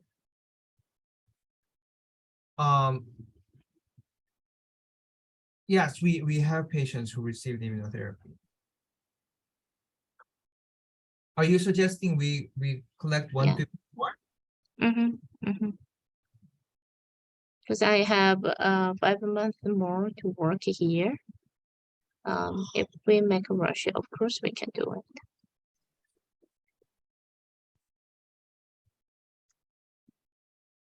With the 144 patients, we have to divide as 2 different groups for the testing group and validation group. Right. Then each group becomes 70. That is too small number It is for small. this study.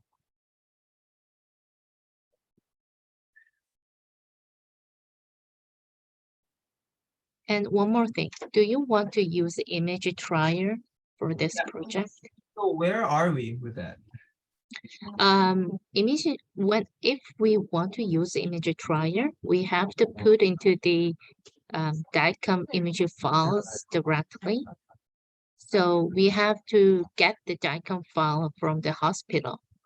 So we are collecting the patient's information now. So if you want to use image trier, of course, we can validate first with the image trier, whether the resist is correct or not. And then for the other 150 patients, of course, we can use image trier if it is possible. Hmm. So then we can save a lot of time. You know, the calculating resist is very stuff working. Right. So I think if we can, so number one, if we can get 150 more, great. Mhm. And if we use image trial, we're gonna save a lot of time. Yes. So I think it's gonna be even more doable. My question is, I'm not sure when was the last, so this is a consecutive patients Mhm. for, but I don't know, since the last patient enrolled into radiomics cohort, Mhm. we have 150. I don't know that. I don't know the answer to that. But we have I guess what is the best way to screen for those patients that are treated with immunotherapy? I mean, not just my own patients, but this is going to be not dependent on Tempus Guardant. This is really like anyone who got NGS. But I guess stage 1, 2, 3 patients get NGS. So I guess the best way to screen to get the list of this 150 patients is the next is the key. In previous record, the patient received the immunotherapy from 2014 to 2020. 2020 May. So after that, we can't find the patients. So you mean like after 2020? You think is it? I think it's going to be, it could be 150 or less. But at least the 100 Yeah, would be fine. yeah. It's over 2 years. Well, okay. I will just look at it. Yeah, If yeah. you allow. Talk to Liam to find what the best way to screen for that patient. Okay. One way that I know is in-house NGS is run on lung cancer patients, so we can get that list, but then we'll have to screen who's stage 4 getting immunotherapy.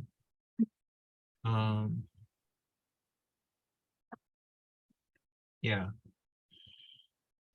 Yeah, technically I'm supportive of the idea, but let's figure out the best way to get the list of those patients.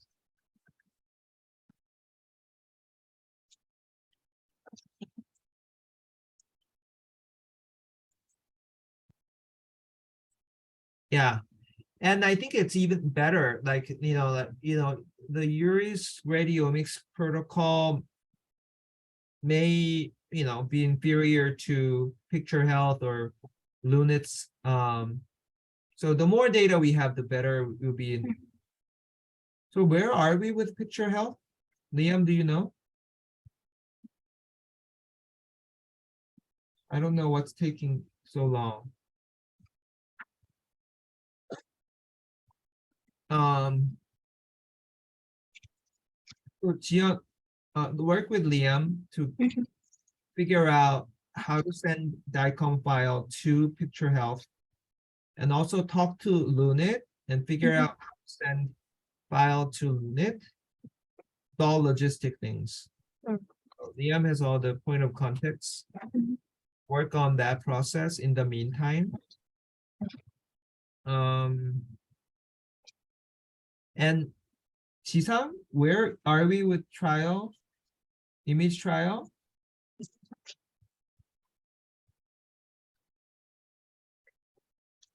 So still remain the same status. So I signed out to Dr. Jian. So we should get a collect patient info and request DICOM file to But- hospital.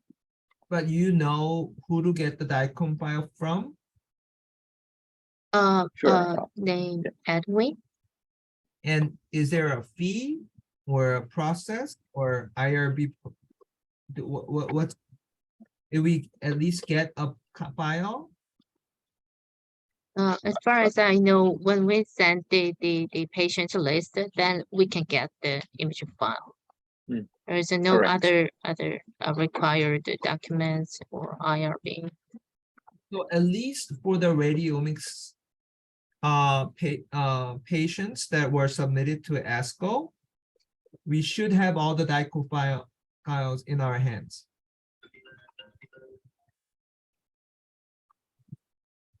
Okay, Yeah. I gotta answer this call.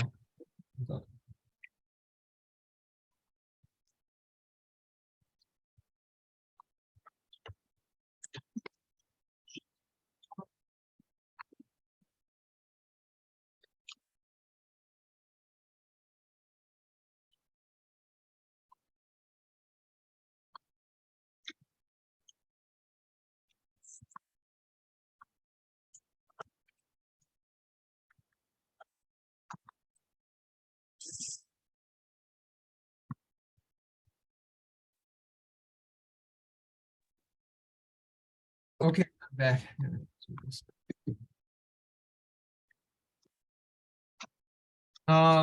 Where were we?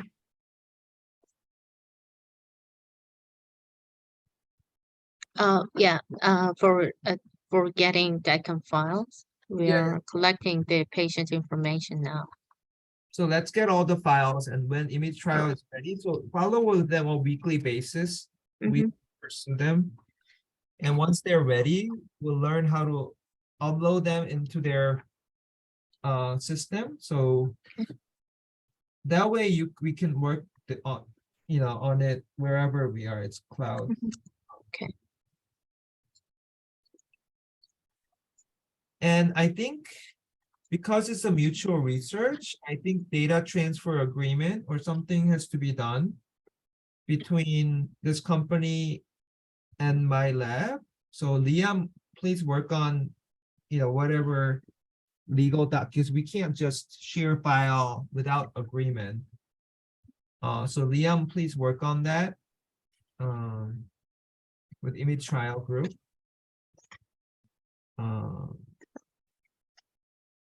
Okay, and then Liam, the most important thing is the biomarker budget.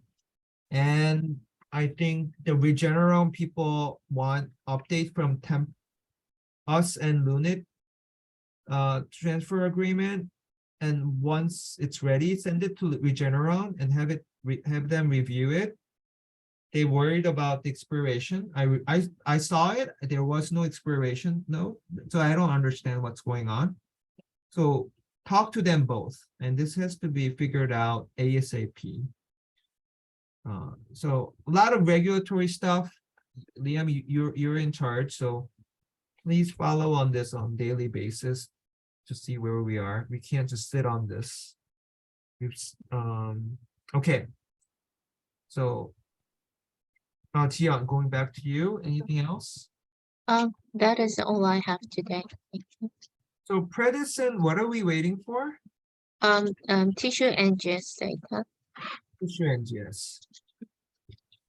Okay, so what is your plan? Do you think we should invite the medical oncologist to our, so what is the timeline? When we do the analysis first and show them what we found? Is that? Mhm. Okay, Because I sent the data result what I got from company, Mhm. but they couldn't interpret it at all. They said that is not enough. So I think I just look at it and make some result and interpret it first, and then I will send it down. yeah, so I guess even without the tissue, we could make some graphs and tables. Yeah. And let's talk about that in our next meeting. Yes. Okay. And then tissue will just validate. I know. Yeah. And then you're saying we need their blessing for us to send it to Lunit, right? So once Yes. so let's discuss that in our lab meeting and decide what to present, and let's have a Zoom meeting with the medical oncologist in your hospital, Okay. and then figure out whether they want to send it to Lunit or not. All right. Because I think we need to wrap up and write that up. Yeah, Sure. okay.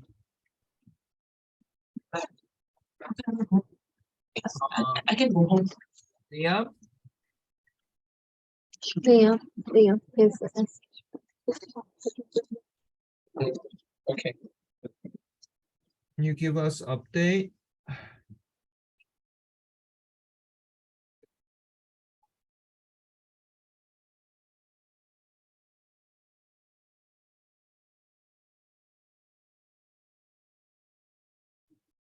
Oh, hi, Dr. Che.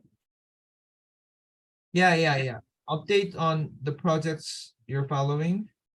Yeah, so Salivary's been updated. I sent you the final draft yesterday via email.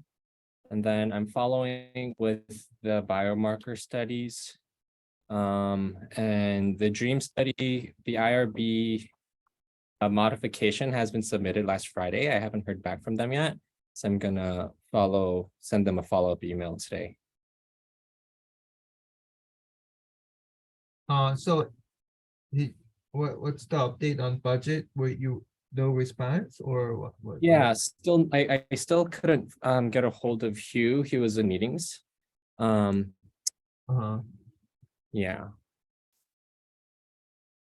So maybe explain to him if we don't fix this, if we don't run this fix this, then we cannot launch this study because of there's a competing study, and we're only limited time to assess the feasibility.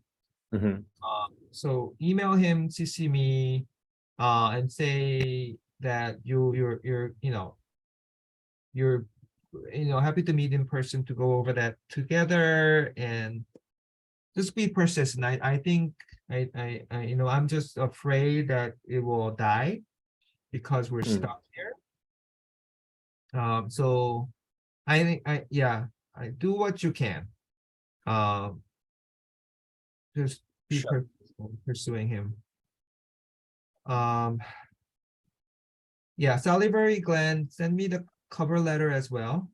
If you So they didn't require a cover letter, so we didn't make one. Oh, there's no cover letter. Okay. Okay, that's fine then. Okay, what is your plan to for the DART papers? What is the order? And So the next the plan is to just write them up in order we did the abstracts. So the first up will be the ovarian abstracts. Small bowel. Oh yeah, and the small bowel, yeah. So it'll be small bowel, ovarian.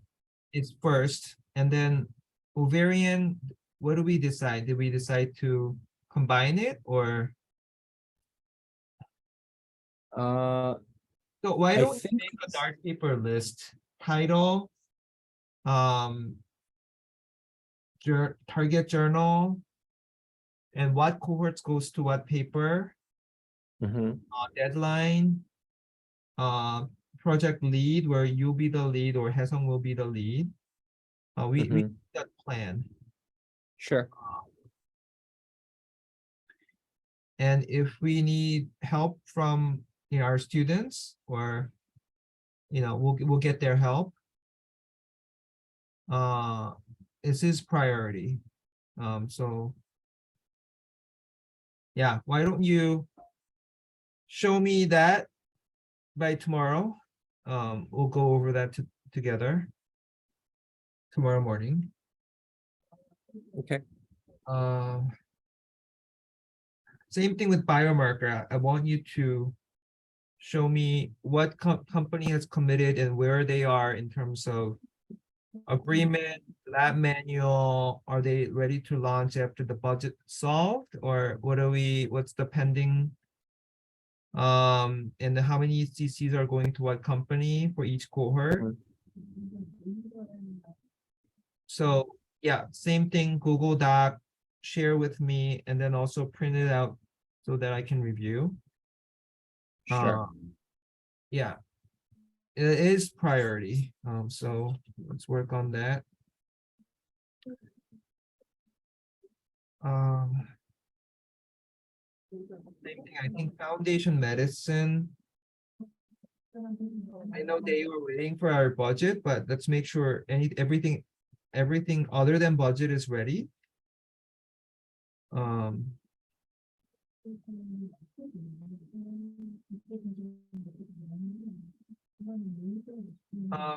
And also let's review if there's anything else. The protocol itself, does that require any modification, or is it good enough? It's broad language. Is it good enough? Yeah, so once we finalize all the companies and then we just would need to add the appendix. Okay. The protocol itself is approved and ready to go. We just need to finalize. It's more of the administration side, like budgeting, contracting. Okay. Yeah, send me that protocol one more time to me. Then I'll look at it once again. And I guess we made modification to add cohort B and C. SRC IRB approved it, right? They both approved it, right? I believe so. I will have to double check. Yeah, let's make sure, because there are a lot of people who does not want this to happen, so they'll pick on every little details. And then let's see.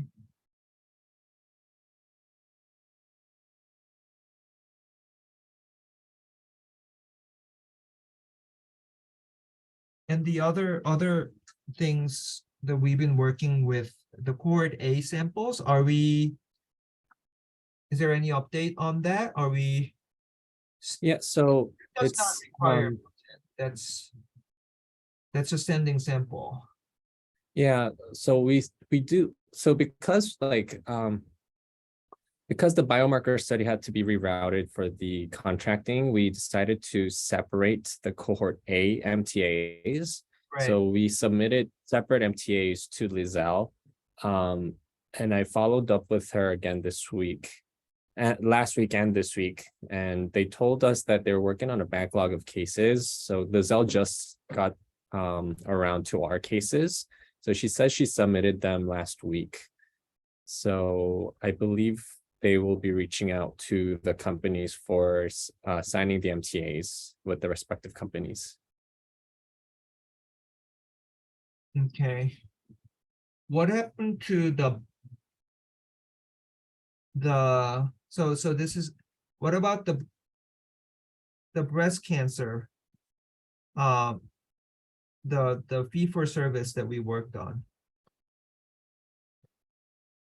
Or The IRB, I will be working as a collaborator and still is this the one from the Korean samples? yes. Yeah, so Hugh is also working on it. I haven't heard back from him either. Yeah.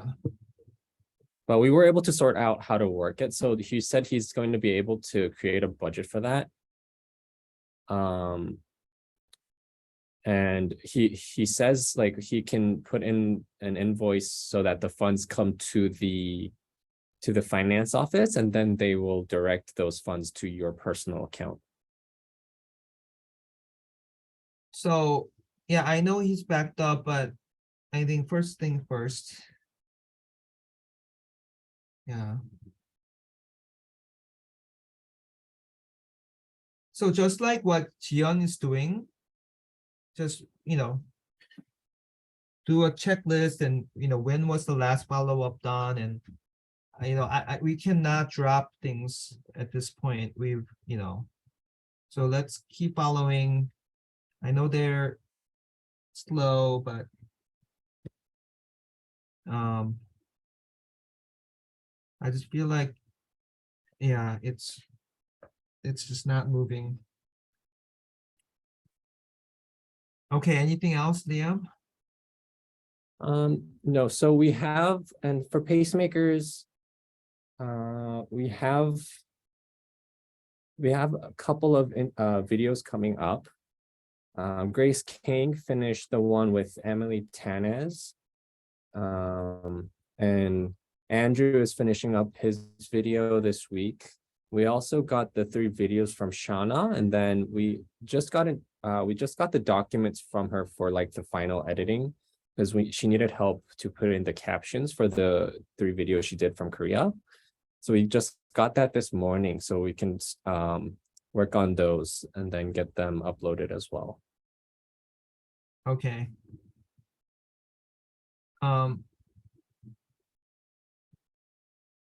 And then who's doing what for? I don't know, it's one per month is too much, but I guess 1 for 1 semester is practically what's happening. So who's next up? I guess. So next up we have Eileen just interviewed Patricia Mall. Okay. And then next up is gonna be like Sarah Fenton, William Bay.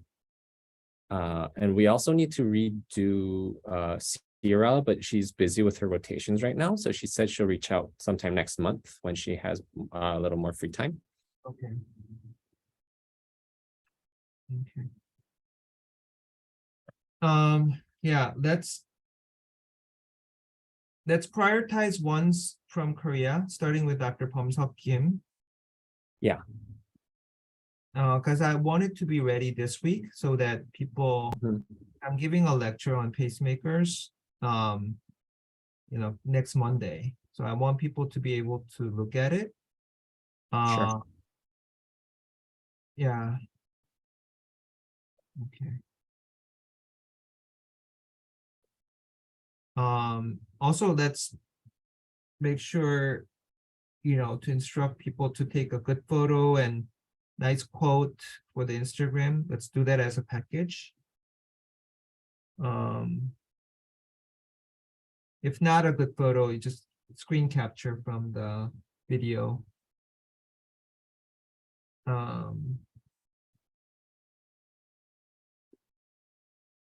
Okay, and where are we with pacemaker, the manuscript? It's sitting with me. So yeah. Is Eileen involved or? Yeah, so we have so it's me, Grace, Eileen, and Sally. They've all finished their first drafts. I just need to finish my section. Okay. Yeah, it's been a while. I think it's been almost a year. So let's get that out. Mhm. Um, yeah. Okay, so a lot of moving targets, but I'm just saying we have to be persistent and I think we're at a critical junction where we worked on so many things and if it's going to be taking more time than this, I think things we'll get into the abort mode. So I'm afraid this is how things work in the real life. So I think what we can do is, still be persistent and follow up, get everything else ready so that the last piece of the puzzle gets in, we're ready to launch. Okay, so we'll wrap up here. So next Tuesday and the following Tuesday, I am in Korea, so I don't think I can do that meeting. So that's why I wanted to, do anything I can, but still text me, email me, anything you want my answer real time.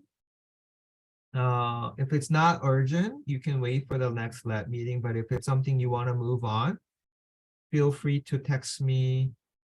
So it can't be real text. It has to be iMessage or WhatsApp, or email, or Messenger is still fine. Anywhere I can have access to internet, I'll be able to answer your questions. And if it's something that requires discussion, you can say, Dr. Che, can you call me soon? I have something to discuss. I'm happy to call you to discuss.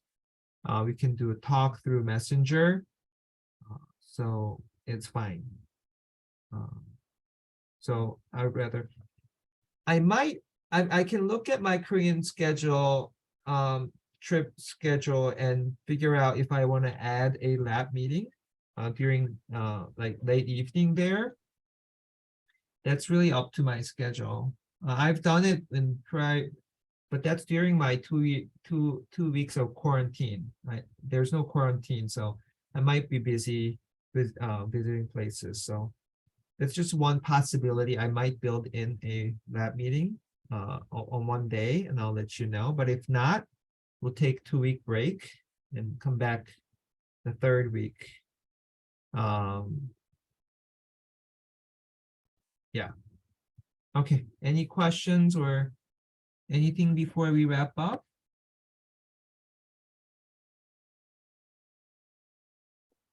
Okay. All right. We'll wrap up here.